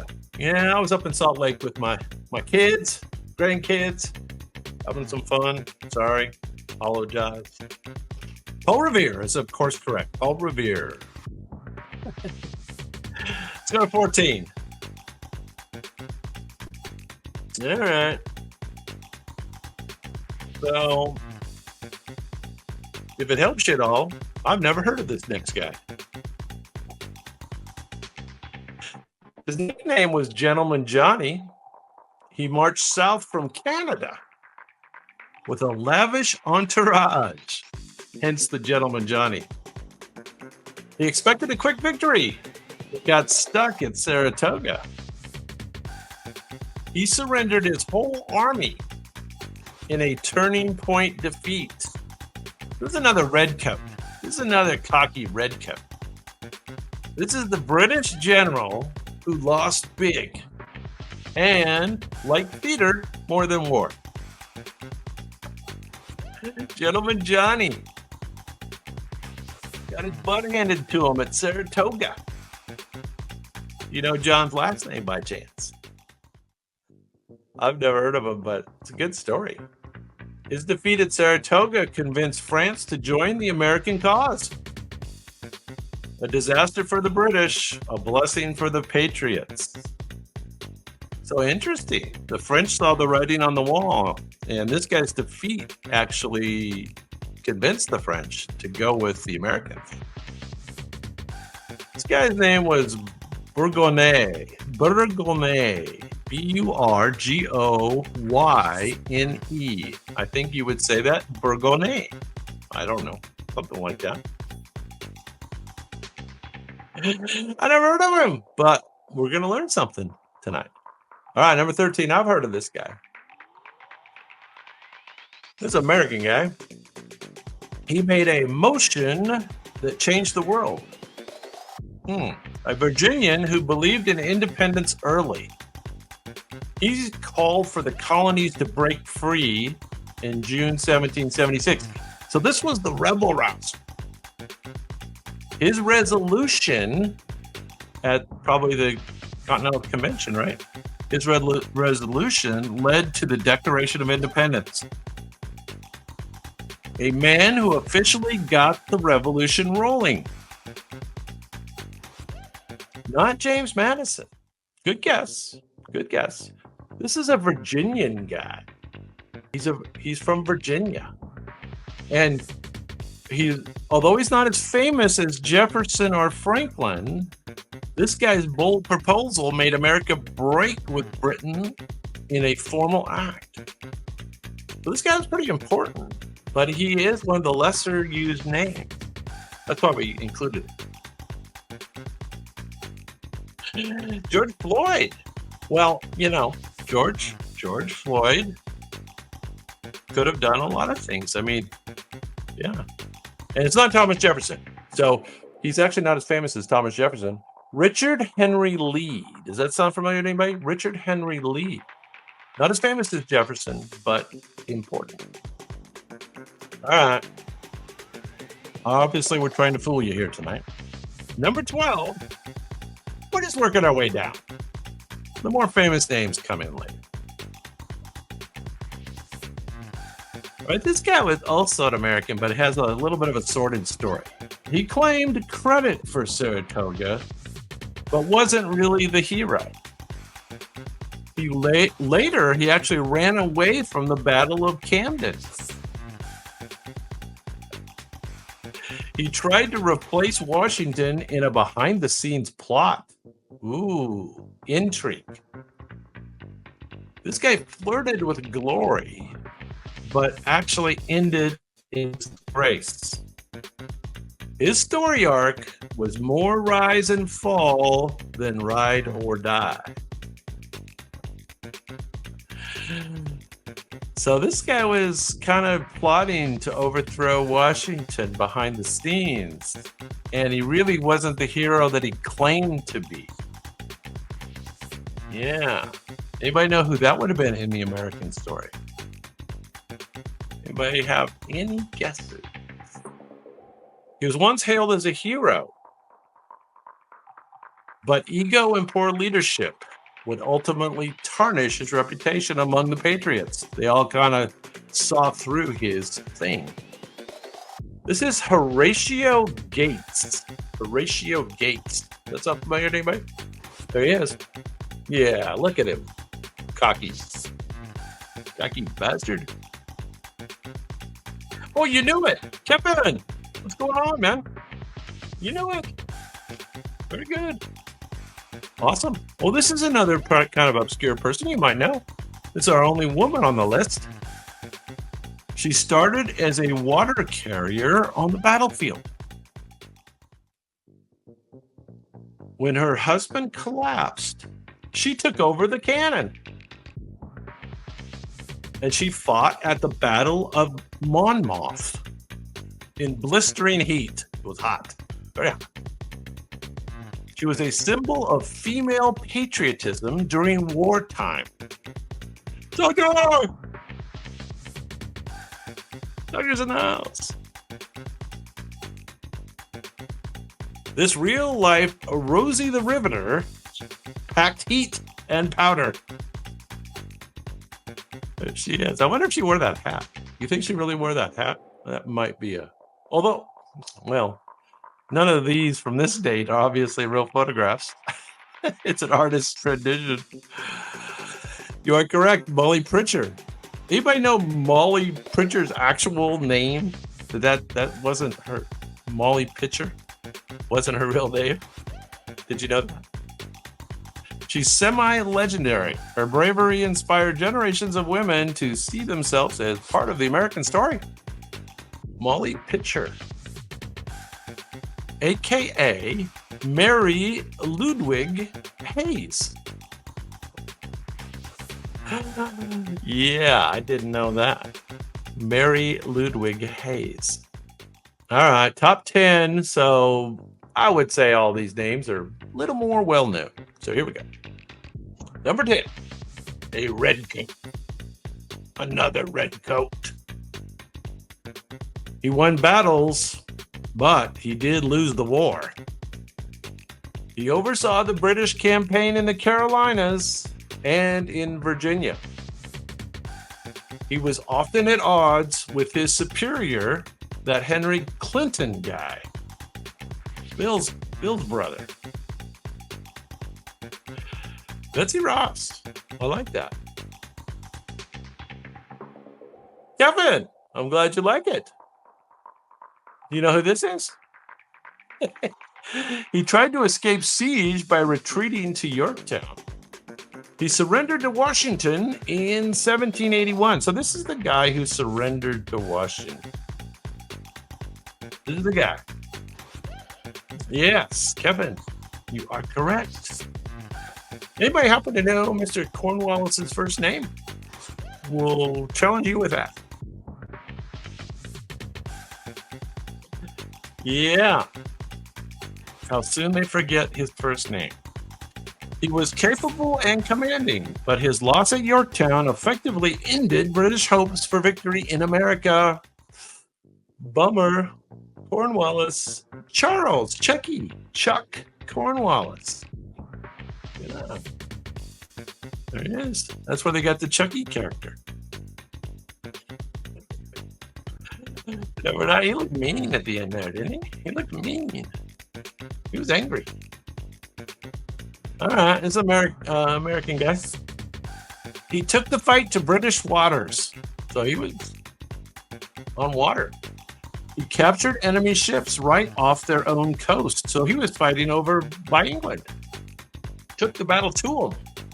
He led daring naval raids with flair for the dramatic. He famously said, "I have not yet begun to fight." This is the "I have not yet begun to fight" guy. How about that? He is the original American naval hero. Anybody know? Yeah, you are correct. You are correct. Doctor! I'm not sure what you were typing there, Kevin, the first name, but Mr. Cornwallis. You are correct, Doctor. You're correct. The original American naval hero, John Paul Jones. John Paul Jones. Jones was bold, he was reckless, and he was skilled. His exploits made him a symbol of American grit at sea. Oh, he's the American grit guy. I have not yet begun to fight. There he is. Got handsome, huh? Handsome devil. Get with the ladies. Number 8. Number 8. This guy's pretty famous, and he looks exactly like this, according to all the artist paintings. I guess they aren't photographs, are they? This gentleman wrote pamphlets instead of picking up a musket. He called kings tyrants and common people powerful. His words boosted morale during desperate winters. He wrote something called Common Sense and the American Crisis. And a quote from those is, "These are the times that try men's souls." Very good. Gaga. Guapo. Muy guapo. Muy guapo. Yes, you are correct. This is one of the definite he's not a founding father, but he's almost a founding father. Or maybe he is a founding father. I don't know. He's really important. Thomas Paine is correct. Paine's fiery prose inspired a revolution with ink and paper. His pen was mightier than any sword. There you go. That's where that came from, I guess. A lot of firsts. A lot of things came from this stuff. The American Revolution. And we're done with all those nasty redcoats. All right, number 7. His signature says confidence in 72-point font. That's the only clue you need. He was the president of the Second Continental Congress. He was rich, he was bold, and he was not afraid of the British retaliation. Wonder why. Yeah, because they were going to kill all these guys if they won, right? These guys were all dead men walking. First to sign the Declaration of Independence. Oh, he was first to sign, so that's why he took up so much space. And, so nowadays it's slang for signature, right? Put your John Hancock on there. Put your John Hancock on. Yeah. Who got it first? Well, Brad's in the house. What's going on, man? Hancock, but it's not the Will Smith Hancock, right? Not that one. It's a different Hancock. Yeah. You know what I mean? A flashy patriot with money and guts, Hancock made sure no one missed his mark on history. Yes. He took up a lot of space, didn't he? Let's see what he looks like here. Mr. Hancock. Oh, he's happy too. They're all happy because we won. If we didn't win, they were all going to be hanging from a rope. Or did they shoot him? Which did they do? Did they hang him or shoot him? I don't know. It would have been either hung or shot. All right, number 6. This gentleman was a master of dramatic pause and fiery speech. This is the orator. The orator. He helped unite Virginia behind the Patriot cause. He delivered one of history's most famous final lines. And I'll say it in a second. He stirred crowds into action with his words. Now, who knows who the orator was? Who knows who stirred crowds into action with words? Anybody know? Not Monroe. Not with Monroe. If I tell you his famous line, you're gonna know it. Give me liberty or give me death. Who said that? His words electrified colonial assemblies, making rhetoric as much a weapon as muskets. This one's not Benedict Arnold. This is the orator. No, so, there's kind of like all these different guys that were so important. And this is the orator that was so important. Patrick Henry. Yeah. Give me liberty or give me death, guy. Okay. All right. So the next one's not technically a redcoat, but he is number 5 on our most important people from the American Revolution. Yeah, we won. They're happy. And if you look at the redcoat guys, they're not as happy. So this gentleman ruled an empire, but he lost a continent. The colonies saw him as a symbol of tyranny. He had a growing list of grievances and colonies. The Declaration calls him a prince with repeated injuries. I don't know what that means. I'll have to read that sometime. The revolution's main antagonist. The revolution's main antagonist. That makes a lot more sense. Who is this? This is the main bad guy. Who's the main bad guy? The revolution's main antagonist. Though he was a caricature in America, King George III was complex, troubled, and stubborn, ultimately pivotal in shaping two nations' destinies.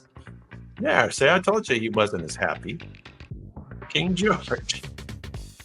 He lost a continent. All right, number 4. So I think these people are probably the top most famous people relative to the revolution. This gentleman helped with Saratoga, but then he switched sides. He craved recognition, but got resentment instead. He tried to hand over West Point to the British. I think Brad had it earlier. He fled when the plot was discovered. His name is now American slang for traitor. Yes. Kevin. I think Doctor had it first. Very good. Of course, in typical Doctor short. Seems like both names are important in this one. Benedict Arnold is correct. Benedict Arnold, 1741 to 1801. Arnold's legacy is a cautionary tale. Once a hero, now the face of betrayal. Look at him. He's still smiling. Smiling all the way to the gallows. No, they didn't kill him, right? They put him on a boat or something, didn't they? They exiled him. Didn't they? Isn't that it? Don't I have that right? Yes, answer in the form of a question, please. Number 3. 3. All right, here we go.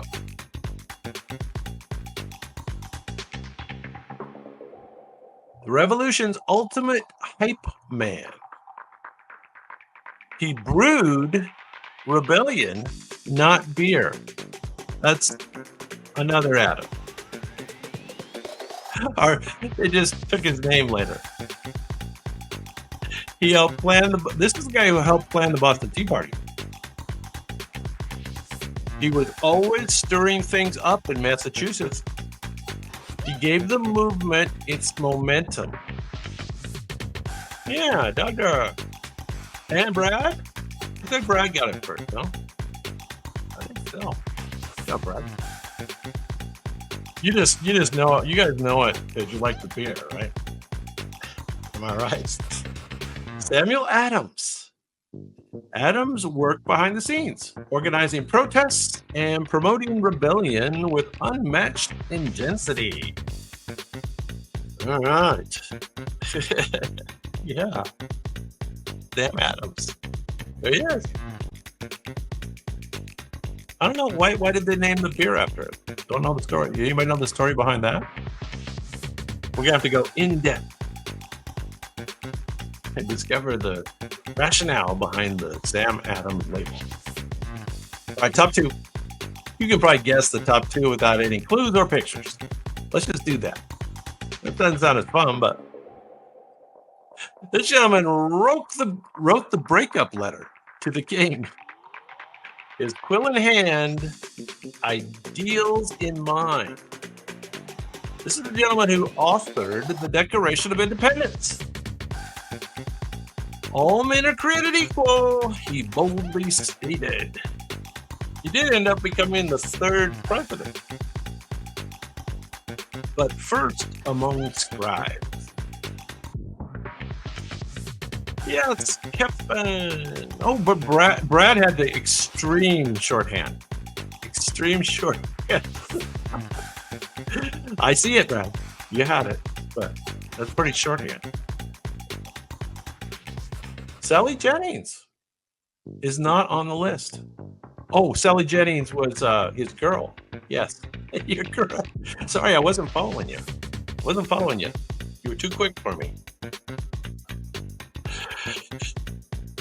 Yes, Thomas Jefferson is, of course, correct. Jefferson's brilliance crafted the revolution's mission statement eloquently, idealistically, and he is still quoted worldwide today.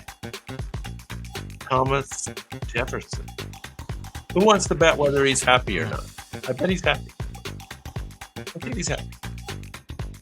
Oh, yeah. Ooh, that's kind of a coy smile. Not as happy as the rest. All right, number one. I think we know who it is. We're all just waiting for the little video. He never told a lie, allegedly. He did refuse to be king when the victory came. He held a ragtag army together for 8 long years. Did you know it was that long? 8 years? Raise your hand. Did you know it was? That he never told a lie? Yeah, I bet that's a lie too. Did you know it? 8 years. He crossed the Delaware, braved Valley Forge, and he beat the odds. The indispensable man of the American Revolution. Are we talking about his teeth made of wool? Yes. Everyone's favorite, Mr. George Washington. He's got the tallest monument. George Washington. Washington's steady leadership and quiet resolve made him more than a general. He became a symbol of unity, humility, and democratic ideals. And let's check out these wooden teeth here because they don't look wooden to me. But yes, yeah, those are too good. That was a quite a wood carver that did those.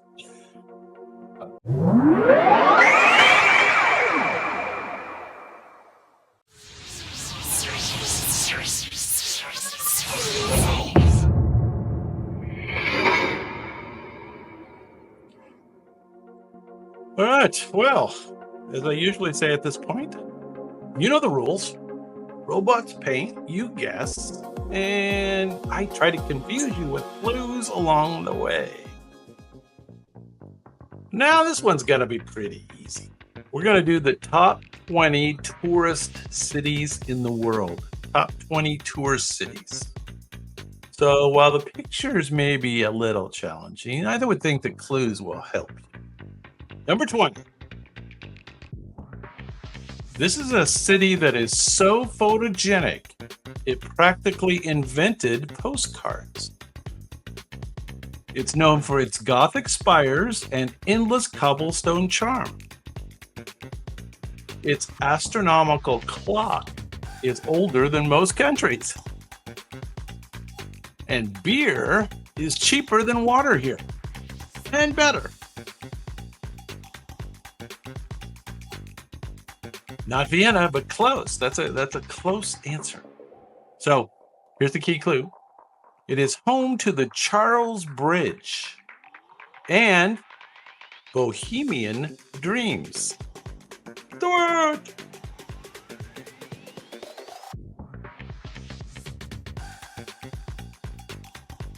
Yeah, supposedly the T-Rex had some feathers. I don't know. Maybe. Be odd looking, right? All those pictures they show the dinosaurs with feathers look pretty weird. Hard to say. Hard to say. The feathers don't preserve very well. Anyway, so you are correct. This is Prague. I'd love to go to Prague. Prague, Czech Republic. Prague Castle is the largest ancient castle in the world, fit for a medieval Netflix series. Looks pretty cool. Number 20 on the top tourist cities in the world. Let's do 19. Very cool. This is where temples shine and markets float. Your pad thai might come from a boat. Tuk-tuks buzz like dragonflies through humid nights. Tuk-tuks are those little cars, right? Cars in Asia. Little taxis.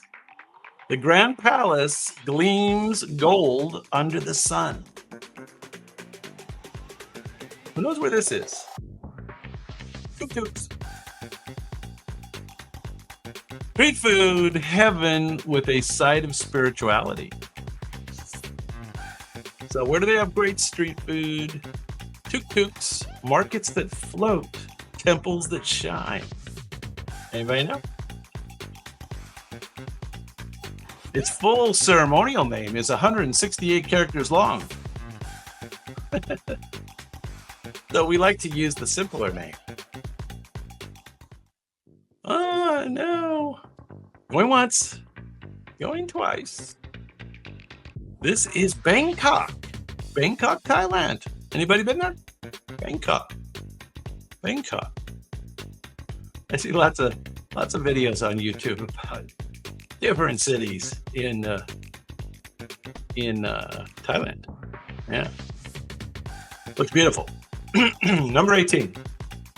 All right. We visit this city a lot in our history shows. A city that checks 2 continents off your bucket list all at the same time. Minarets and mosaics dominate the skyline. The call to prayer echoes through history itself. Markets here sell everything from spices to dreams. Correct you are. Correct you are, Marie. George. You were both correct. It is Istanbul, Turkey. And Doctor, you're correct as well. Used to be called Constantinople. I'm sorry, Constantinople. You get a little horse there. This is home to the Hagia Sophia and the Grand Bazaar. Formerly Constantinople, the city has changed names and empires, but never lost its allure. It's in a key spot, right? I mean, people have fought over this town. Like the key passageway. Yeah. But beautiful city to visit. Istanbul, Turkey. Istanbul, Turkey. Number 17.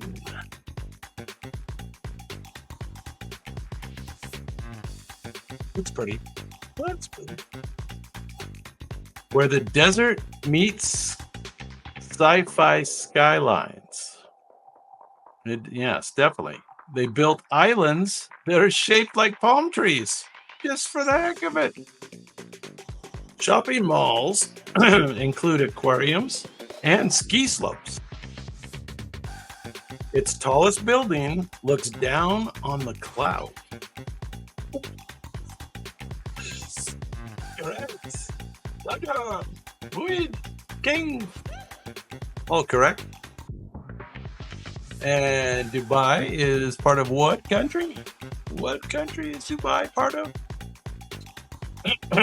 It is home to the Burj Khalifa and luxury with no brakes. Yeah, it has the world's deepest swimming pool. The tallest building and indoor snow, all in one zip code. There you go. We'll accept the flag. It is the United Emirates, of course. Emirates. I think we'll take a little drink of water there. There it is, Dubai, United Emirates. Haven't been there. Would like to go. Bucket list. Hope I make it. We'll see. I'd like to go. Number 16. I don't know if I'm going to make it to 16 anymore. Tough place to visit now. I don't know, maybe not. A city wrapped around a mountain, and it's kissed by two oceans. Table Mountain stands tall like nature's coffee table. Penguins chill on its beaches. Literally. A vibrant blend of cultures, colors, and wine. Not Rio. No, vodka sounds good. It might help the voice a little, maybe. No, just vitamin water. So, doctor, close. As close as you can get without being right. You can take a cable car up Table Mountain and see two oceans when they come together. Yeah, Cape Town. There you go. There you go. Cape Town, South Africa. Now, has anybody been there? Anybody been there? It looks pretty. I mean, that looks beautiful. It does look a little bit like Rio in that shot. But that'd be cool to be down at the southern tip, right? You got the Atlantic on one side, Indian Ocean on the other. Yeah. Yeah. Oh, not Bali. I don't know if Bali's on the list. We'll have to see. Could be. Bali's another place I'd like to visit. All these places I'd like to visit. What am I saying? Number 15. This is a city that never sleeps, but always eats. Neon lights meet colonial stone. It's known for dumplings, dim sum, and dizzying skylines. East meets west and shakes on it over tea. Victoria Peak offers $1 million view. Kind of looks like New York. Kind of, sort of. I don't know. This is an unusual view of Hong Kong, right? Usually you get some other view, I think. 3 off. What the robots do. Victoria Peak offers $1 million view. Hong Kong is home to the world's longest outdoor escalator because walking up hills is so last dynasty. So they have a escalator up the hill, I guess, huh? That sounds cool. You know, because walking up that hill, that doesn't sound that fun. Especially the humidity. Probably humid there, right? A lot of humidity. Hong Kong is correct. And nowadays we say Hong Kong, China. Number 14. Another beautiful city I'd like to visit. Here's a key clue. A tango of old world elegance and Latin flair. Steak and sultry dance go hand in hand. Evita's balcony lives here, drama and all. Art Deco, graffiti, and European charm collide.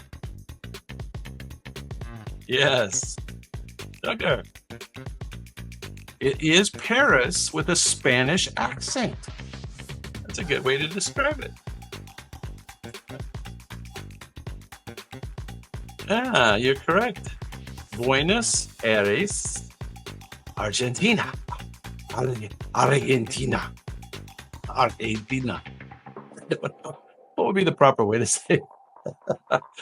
We're going to come back to that. Buenos Aires has the wildest avenue in the world. So you can dramatically cross the street like a movie star. Oh, widest avenue in the world. I think we're looking at it there. Is it that whole thing?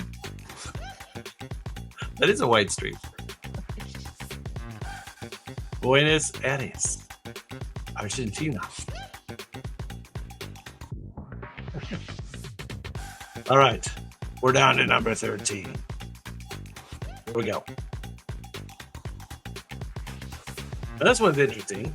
This is a city so clean, it fines you for chewing gum. Now, I heard they did more than fine you. I heard they put you in jail and beat you with a stick. That's what I heard. Where super trees glow and airports feel like theme parks. It blends the future with jungle vibes. Yeah, you guys know. Madao!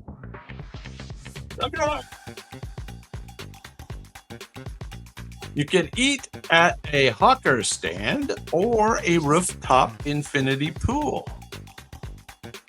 It is home to Marina Bay Sands and Gardens by the Bay.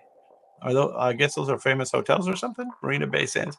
There's that one hotel there, right? That has the big rooftop that spans from side to side and has a big infinity pool the whole way. Yeah. Changi Airport has a butterfly garden, waterfall, and cinema. You may never leave the airport. Yes, it is Singapore. Singapore. Yeah, I think I'd like to visit. I mean, it sounds a little tight wound, but you know, looks beautiful. Talk about a key location. My goodness. Key location. One of the last city states, right? It's a city state. There you go. Number 12. Now, this one's kind of architectural oriented, where the opera house sails through selfies. Bondi Beach and Harbor Bridge frame your postcards. Kangaroos nearby and surfers always. Laid back vibes with blockbuster backdrops. It's down under with views above expectations. Yeah, Stuart, Madao. Stuart for the shorthand answer and Madao for the complete answer. Now, what's the building I'm talking about? What's that building there? You guys know what that building is? What is that building? And I'll tell you a little story, architectural story about it while you guess. Not Victoria. It is, of course, the Sydney Opera House. Yes. The roof. The roof. Yeah. Oh, did I mispronounced it?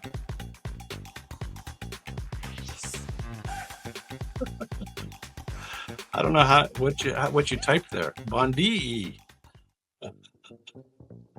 Anyway, it's precast concrete, and it's all like these shells that all slowly go together. And then they post-tension it with steel, hold it together.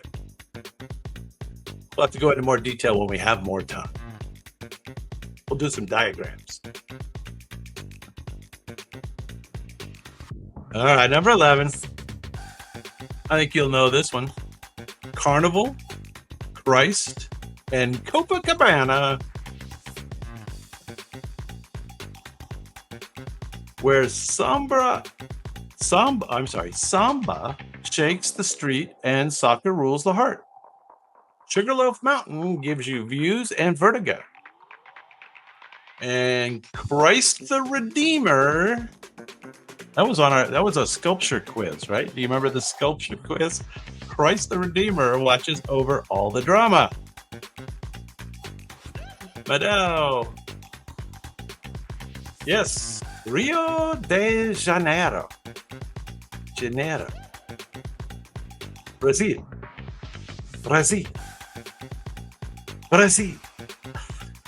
I got that down. Beaches, feats, and breathtaking chaos. The city's name means River of January, but the bay isn't even a river. Okay. Whatever. Rio de Janeiro, Brazil. Certainly a great place to visit, I imagine. He was busy, though. He was busy. A little touristy, perhaps. I don't know. Haven't been there. Women are gorgeous. Well, you know. I'm still alive.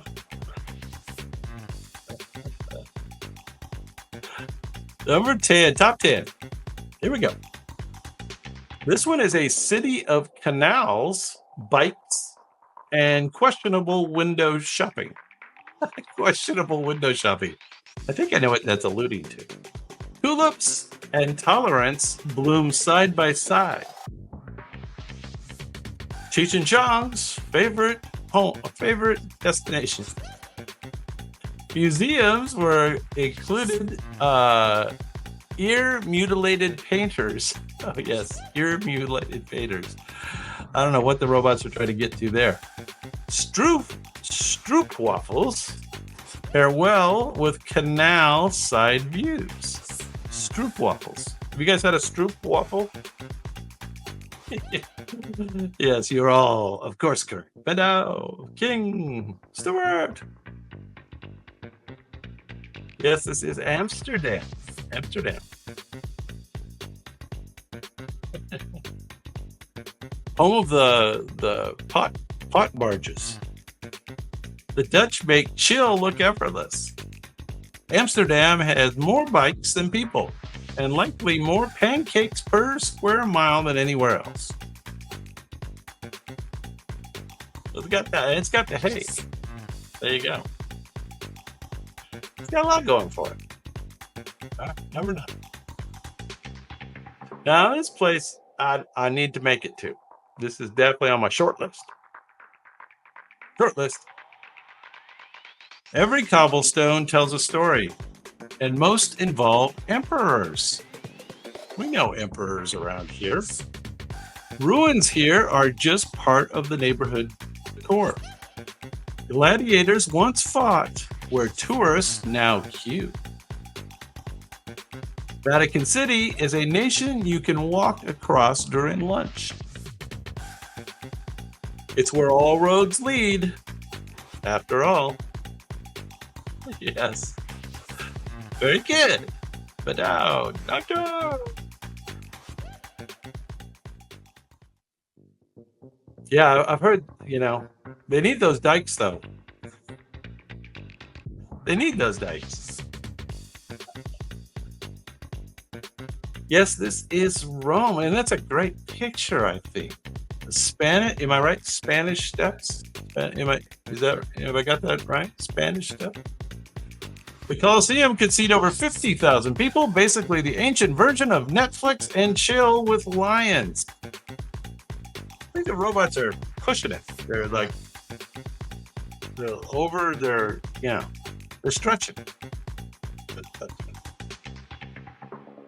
Rome, Italy. Rome, Italy is correct. Top 8. Here we go. Top 8 tourist cities in the world. If you can make it here, you're probably exhausted. Skyscrapers, hot dogs, and existential crisis in one block. From Broadway to bagels. It's a 5-borough buffet. Central Park is the green pause button in the city's chaos. It never sleeps, and it rarely blinks. There you go. Doctor using that fame technique comes in first. Stuart, Maddow. You're all correct in your own way. New York City, USA. USA. Fun fact. New York City has over 800 languages spoken, making it the most linguistically diverse city in the world. Even the pigeons are bilingual. How do they know that? How would they know if the pigeons were bilingual? I think the robots are joking us. There it is. Great view, though. Helicopter view. Oh, that's the view Sully had, right? Right? Tom Hanks. It all ties together here on Dave's After Dark. Number 7. And this one might be hard from the picture and the clues. Bites is in the air, lanterns in the souks. So, ooks. A city where every alley hides a story or a snake charmer. Alleys and snake charmers. Riads offer tranquility amidst sensory overload. Palaces and mosaics dazzle with every tile.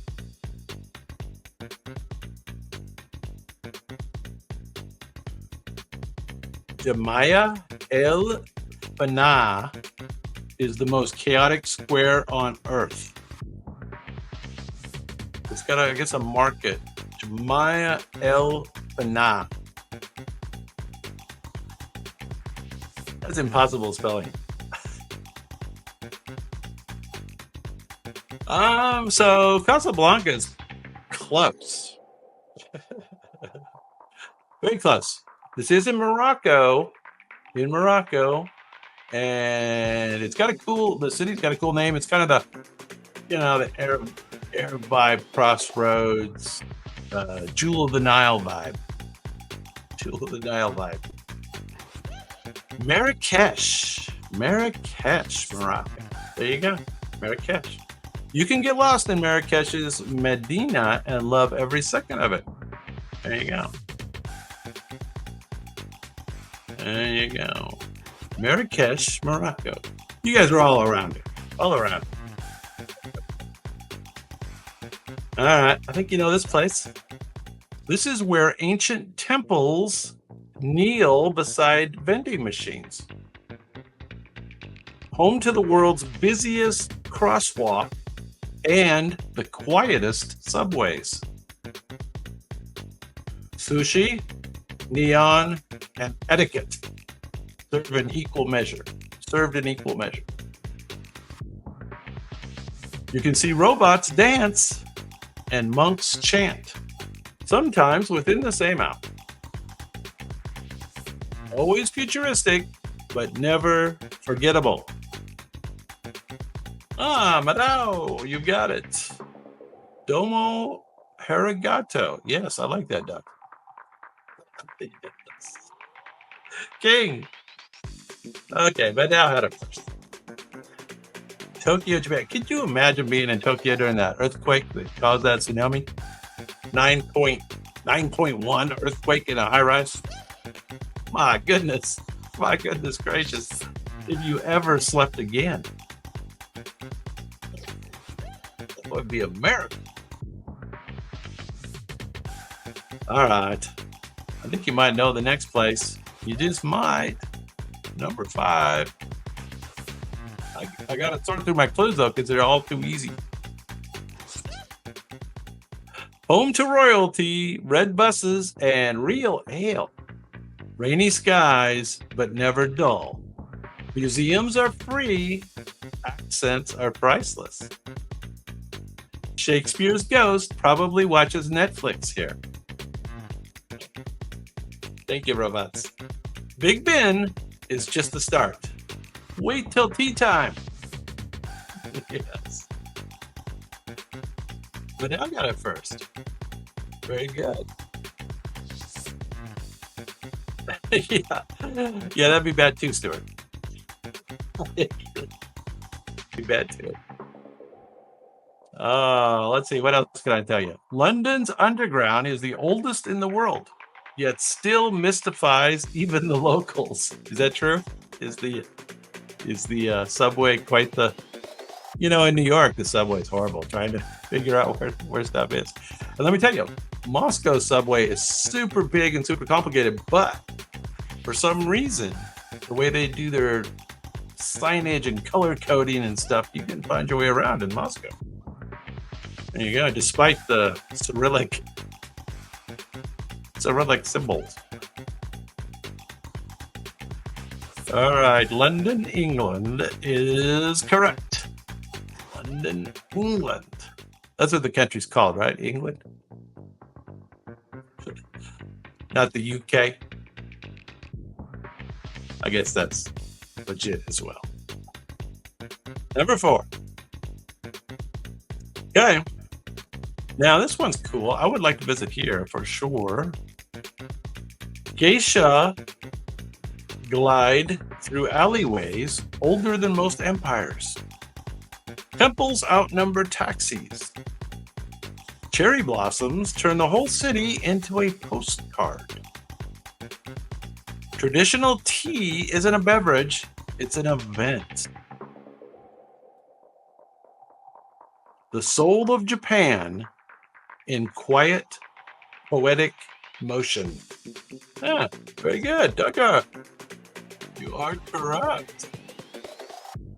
But yeah, they have lots of these pictures like this where you have the really quaint street with just the perfect Japanese wooden architecture and then the temple, at the end, always on the axis there. Kyoto is correct. Kyoto, Japan. Kyoto was spared during World War II bombings, specifically for its cultural importance. Its history is in high definition. Yeah, Kyoto. Yeah, they spared it, I guess. Purposely didn't bomb it, which so nice of them. Right. But yeah, that'd have been like rough if they dropped the nuke on Kyoto. Be like dropping it on downtown Rome too, right? That would not be good. All right. Now, Gaudí made the city look like it was built by candy architects. Tapas, the only meal where 5 plates is normal. Beaches, basilicas coexist in vibrant chaos. Flamenco and football duel the locals. Excuse me. Even the sidewalks have style. Let's see. Medel got it, I think. Yes, he did. Madrid's a close second. This is where both Antonio Gaudí did the church there, and Frank Gehry did the Bilbao Museum, right? That's pretty famous too. The Sagrada Familia has been under construction for over 140 years. Basically, the world's most scenic procrastination. So, here's a good question. Which has been going longer, the Winchester Mystery House or the Sagrada Familia? We'll have to Google that. All right, we got 2 more cities.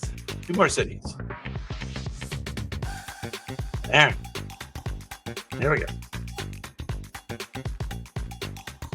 Where every croissant comes with a side of attitude. Art, love, and existential pondering live in harmony. The Eiffel Tower blinks at night. Romance is optional. Cafes are offices. Therapy sessions and wine bars, all in one. If chic had a capital, this would be it. Good. I know. Yes, I think we all know this is Paris, France. Now, is it true that the French have a bit of an attitude in general? Is that kind of a general thing, or is that an incorrect? Incorrect. Is that a false impression? Paris wasn't called the City of Light because of electricity. It was for the philosophers' enlightenments, literally.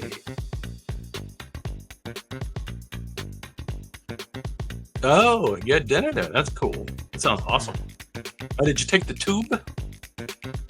Did you take the tube? I've been in the Paris airport. That's it. In the airport, don't dig it. The golf, nah, hard to get around. But, you know.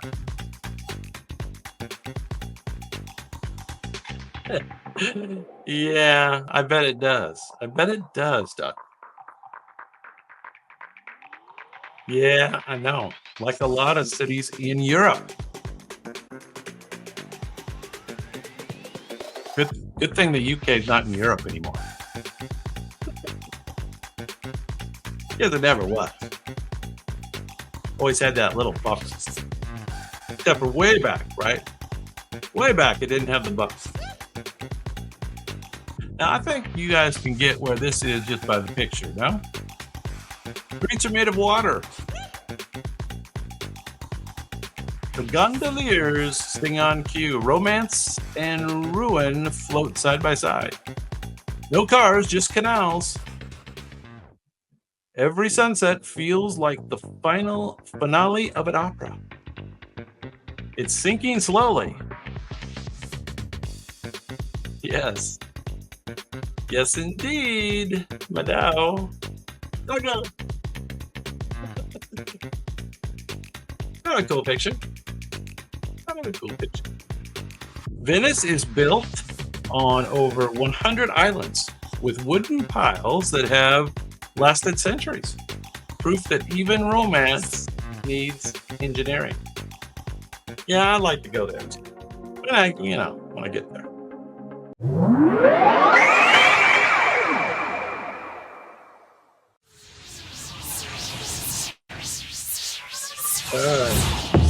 Think about those. Think about those answers.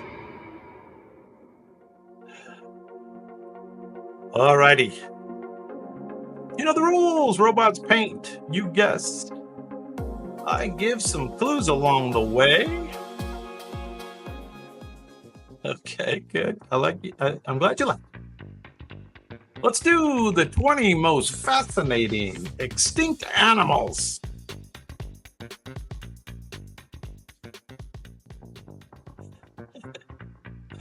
Bernie Katz is incorrect if you're giving me the character's name. That's incorrect. All right, this guy's antlers alone could block a driveway. He roamed Eurasia like a deer on steroids. He's more closely related to fallow deer than moose, despite his nickname. So we're looking for either the common name or the scientific name.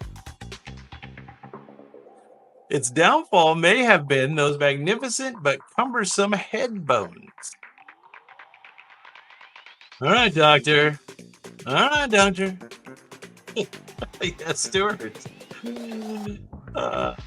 Yes, you are correct. And how about that scientific name?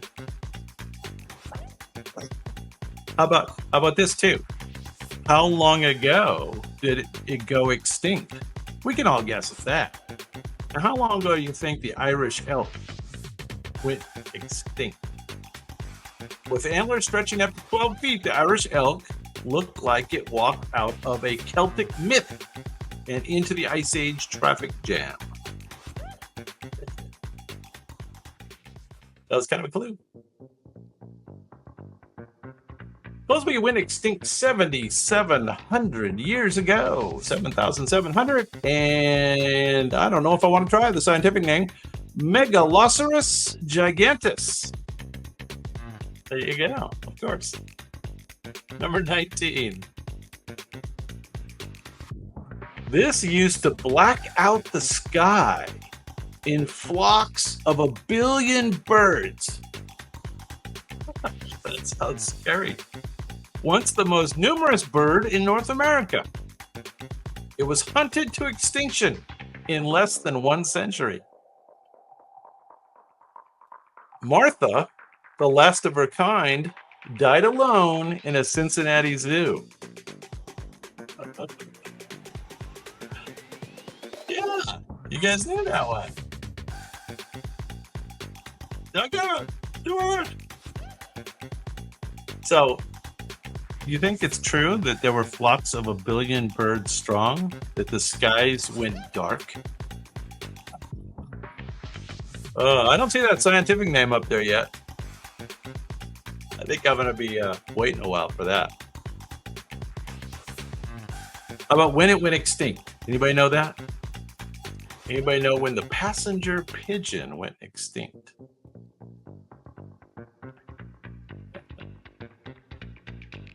Ectopistis migratorius. Ectopistis migratorius. 1914. 1914. Close, Doctor. Not too far off. Not too far off. All right. You remember this one? This is a 30-foot-long sea mammal with no natural fear of humans. That's the downfall. It was only discovered in 1741, but it was extinct by 1768. It looked like a manatee's supersized cousin. So it's like a giant manatee.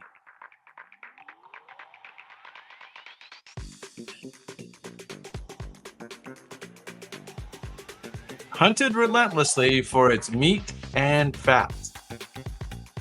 A sea creature so slow, extinction caught up quickly. Yeah. Yeah.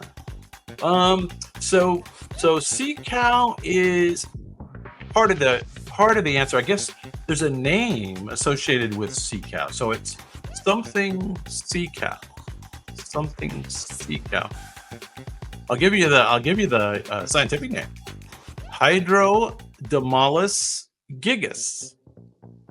Hydrodomalus gigas. Went extinct in 1768. It is Steller's sea cow. Steller's sea cow.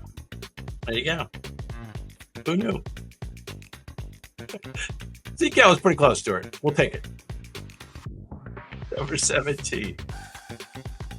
All right. Now this one's weird. This is a zebra that forgot to finish its stripes.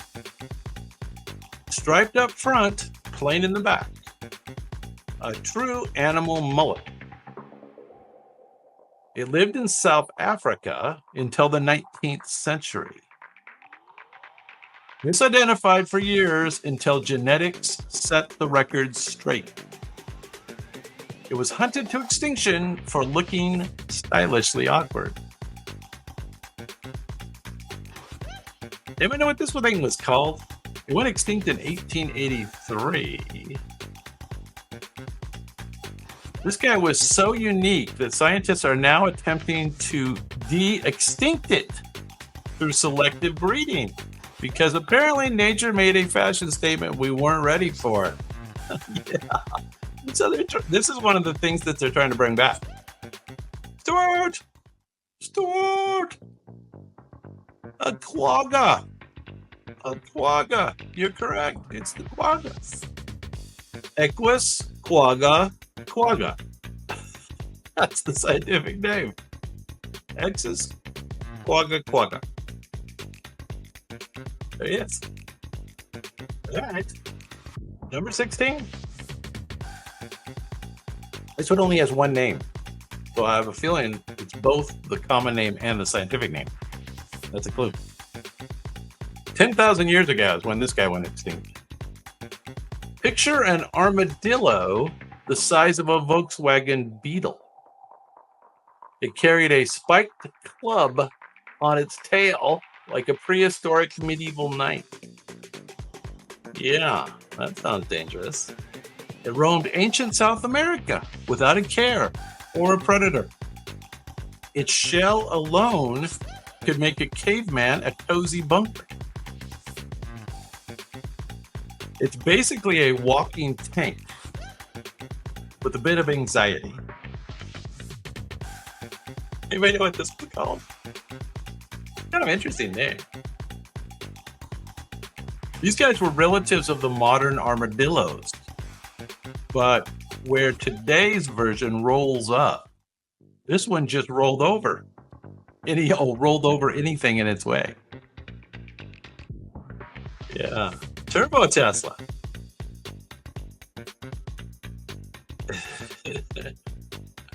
This is a glyptodon. Glyptodon went extinct 10,000 years ago, so it's not surprising you don't remember. Glyptodon. How soon we forget. All right, so this next one's pretty interesting. I am going to ask for it's kind of the scientific name, but it's not the full scientific name. And its nickname is the Tasmanian tiger, though it wasn't even a cat. It had jaws that opened freakishly wide, cartoonishly so. It was the last known individual died in the Hobart Zoo. Its ghost still haunts blurry trail cams in Australia. They think there's some alive out there. It's weird, too weird to be true, but it was. Yeah. Bing knows this one. And doctors attempting to spell it.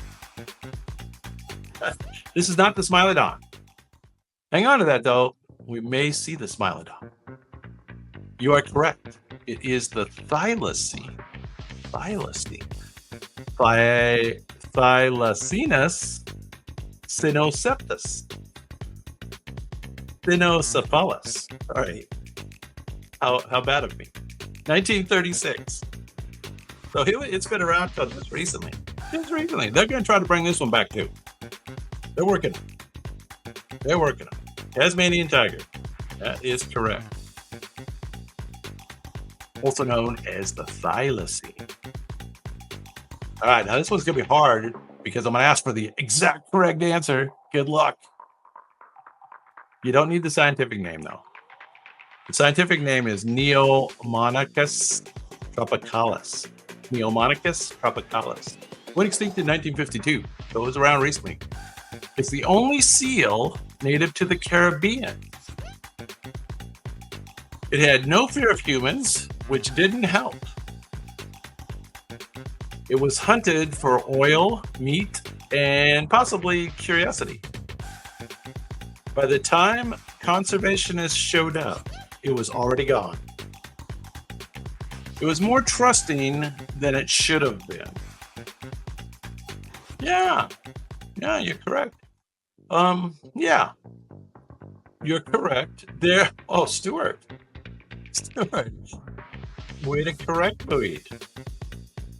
yes, Bowie. Now you have it. This is the Caribbean monk seal, of course. It also has a nickname. This nickname, sea wolves. Sea wolves. These gentle seals vanish due to relentless exploitation. There you go. Caribbean monk seal. This is one of the most famous extinct animals. It is a flightless bird for Mauritius. I don't know how to say that. Somebody help me with the phonetic spelling of Mauritius. Full of myth and mystery. It met sailors, rats, and pigs. Oh, and that was the end of that. It became the poster bird for extinction. It's not as dumb as people think. It was just unprepared. Yes. King, Stuart, Muid. Dead as a dodo wasn't always a phrase. So it was mocked. For centuries, the dodo was simply an island specialist blindsided by humanity's invasive ways. So misunderstood. Who's got that scientific name for me? Did you know though it went extinct all the way? This is like been in stories because it went extinct all the way back in 1681. 1681. Rufus cucullatus. Rufus cucullatus, the dodo bird. Dodo.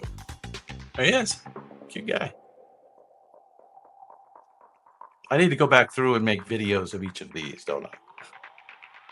We can feature that at the end of a show. All right, who's this guy?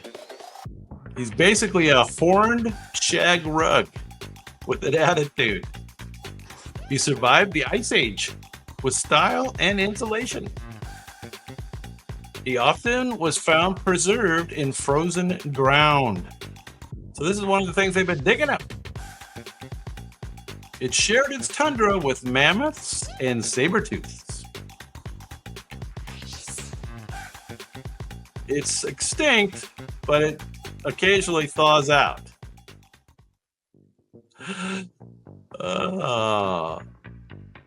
Well, okay. You know, you guys are all around it. Keep going. Keep going. You're getting close.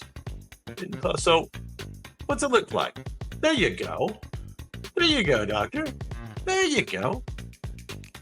And you're using your shorthand technique, which is effective. It is the woolly rhinoceros. Coelodonta antiquitas. Antiquitatis. Sorry. Colodonta antiquitas. Extinct 10,000 years ago. There you go. You've heard of this guy, I think. Number 11. It had a wingspan of 10 feet. This bird could bench press a child. It hunted moa, not mice. It was native to New Zealand, where it ruled the skies. It went extinct after its prey went extinct first. They both met human settlers. Literally an eagle too big to last. Yeah. Very good. Weed. Went extinct in 1400 CE AD. Okay, but what's it get? Try the scientific name. Hyeritis moray. Murray. There you go. With claws the size of tiger paws, Hast's eagle was New Zealand's top aerial predator until humans grounded it forever. Yep. Hast's eagle. Very good. Awesome. Well, you know what that means. We're down to the top 10. Some are happy, some are sad. All right. It looked like a penguin, but it lived in the North Atlantic. It was flightless and fearless, which was a bad combo. It waddled its way into extinction for meat, oil, and feathers. The last pair was killed while sitting on their egg. Oh, that's sad. Why did they tell me that? This is the OG of avian misfortune. Yes. Yeah. OG. This is not the passenger pigeon. Who knows what this is? I've heard of it. I've heard of this. It went extinct in 1844. It was so sought after by collectors that its extinction became a case study in early conservation failures. Yeah. Stuart. The Greenland goose? No. This is the great auk. Pinguinus empinus. Say that 3 times real fast. Pinguinus empinus. The great auk. There you go. I think you know this guy. Number 9. This is a flightless bird that stood taller than most NBA players. This guy could kick LeBron's butt. Native to New Zealand, it was the Bigfoot of birds. It was hunted into oblivion by the Maori, in a few short centuries. It couldn't fly, but it could haunt dreams. Yeah, no kidding. Imagine an ostrich with a bodybuilder's ambitions. Ostriches are mean enough. Yes, you got it. Let's see, who got it first? Doctor? I think Doctor. Moa. Who's got the scientific name? Anybody? How about the year it went extinct? Anybody know that? We've been kind of circling around it lately. Some moa species stood 12 feet tall. Bigger than your refrigerator and a lot harder to ignore. All right. Yeah, there he is. 1400 CEAD. This guy's scientific name was actually Deinonythiformis. Deinonythiformis. I'm sure my scientific pronunciation is perfect.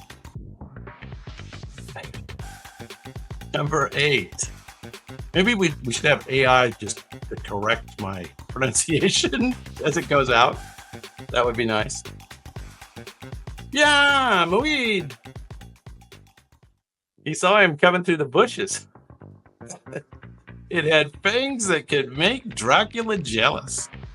A top predator of the Ice Age with serious overbite. It hunted mammoths and bison and drama. Its jaws were better for stabbing than chewing. Yeah, not good for chewing, right? So, I always kind of wondered about this. I guess it's just to puncture, just to, cause excess bleeding, I guess. It went extinct when the big game disappeared. It may be because of Instagram models. What? Oh, Smilodon. Yes. Also known as not saber-toothed cat exactly. I'm sorry, tiger. They say saber-toothed cat. Smilodon. Went extinct 10,000 years ago. Long time. Fortunately. Good thing. Yeah, can you imagine those things coming down out of the hills, mountain lions, bad enough.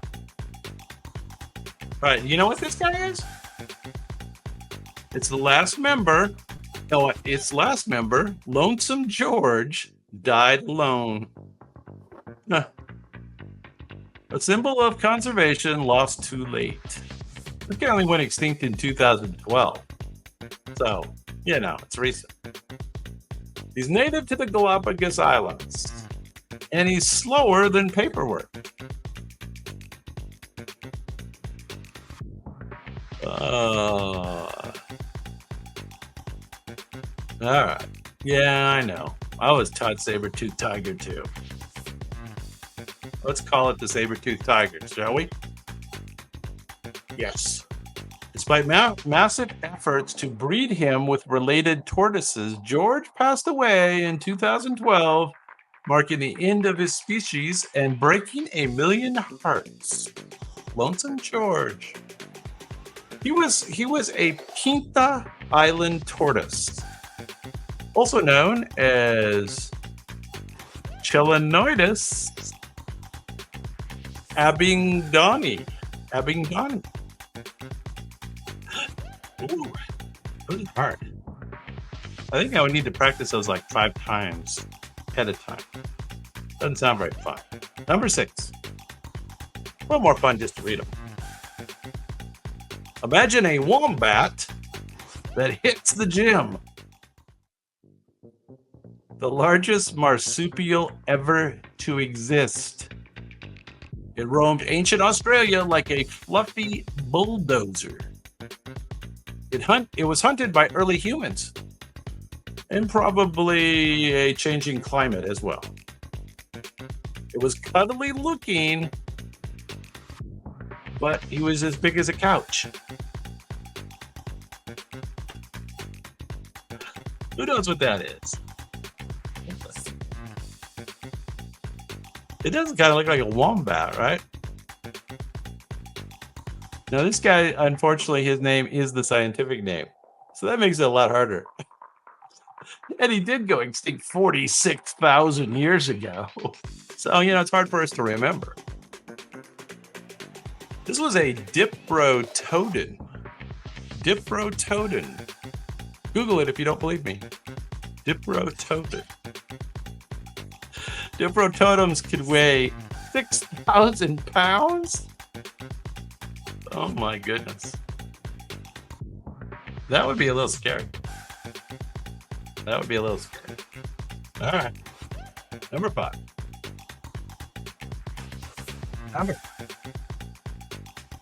The largest shark that ever lived.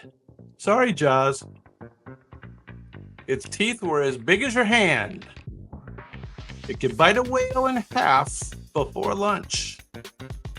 It swam the oceans as the apex nightmare fuel. Yes, you guys know this guy. There was a movie, right? A Megalodon movie. Yes, Jason. Yeah. Was there a Megalodon 2 as well? I think there might have been.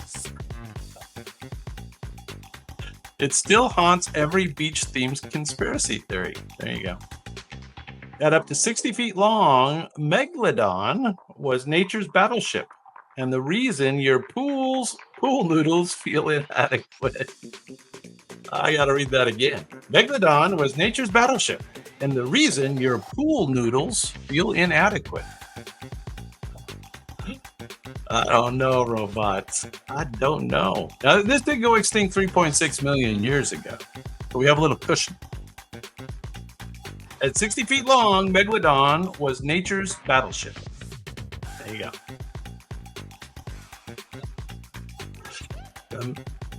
Transporter. That was a good movie. Yeah, absolutely. Absolutely. Kind of on the other side of the spectrum, number 4. This one crawled the seafloor. Before dinosaurs were a twinkle in time. Fossils of them are everywhere. In fact, I've got some fossils in some rocks. I guess that's what fossils are. Survived longer than most things ever have, until they didn't. They were the rock stars of paleontology. Think ancient bug, but with armor and staying power. Yeah. Muid! Tucker! Muid is more correct. Trilobite.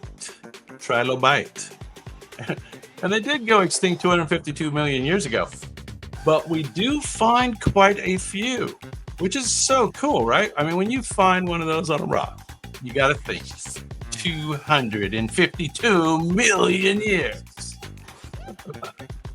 Trilobites were around they were around for 270 million years, so they lived a long time. They were the OG of longevity. They were gangsters. Top three.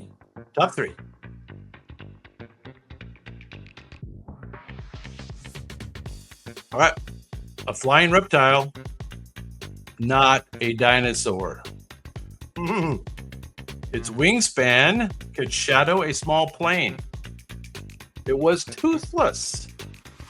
But if you saw this shadow go by, it was terrifying. It soared above the Cretaceous coastlines like a prehistoric glider. Now, this was your friendly neighborhood pterosaur,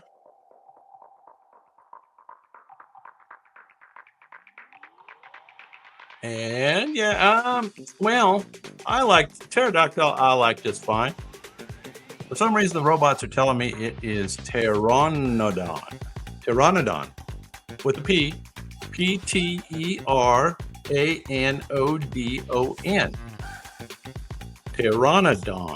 Pteranodon.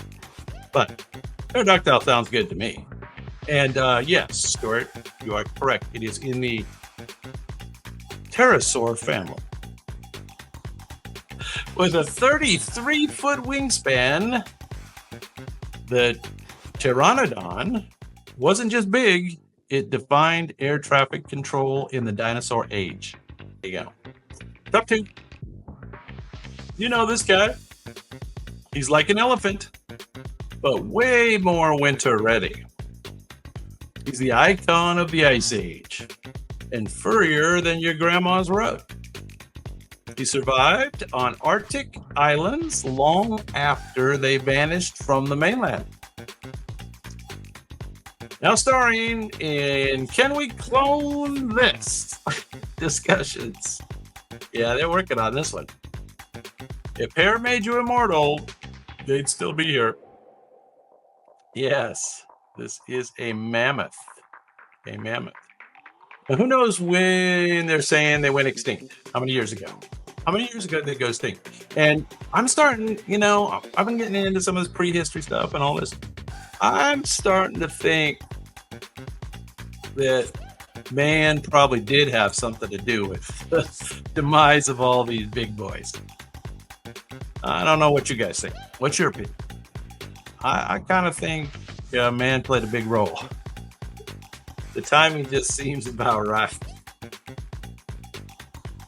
4,000 years ago. So not that long ago, right? Not that long. Some mammoths survived until the pyramids were built. Did you know that? Now that's an interesting juxtaposition. We're going to need to do some interesting timelines. I would imagine ChatGPT could whip that up for us. Number 1, extinct animals that we all love. The ultimate prehistoric celebrity. Tiny arms, massive bite, and a name everyone knows. It can crush a car with its jaws. The original, what do you call those things? If cars had existed. Feathers? Maybe. Fear factor? Definitely. It didn't roar. It rained. He looks pretty scary there. Now, do you think they had feathers? Do you think they had feathers? You are, of course, correct. With Tyrannosaurus Rex. Yeah. Yeah. With a bite force of nearly 12,000 pounds, T-Rex could have chewed through your whole college tuition in one go. That's a weird clip. All right. 66 million years ago. Fortunately, little buffer. All right. Through the extinct animals. You guys got most of those. What would you say the percentage? Like 85? 90%? Got quite a few. Definitely got quite a few.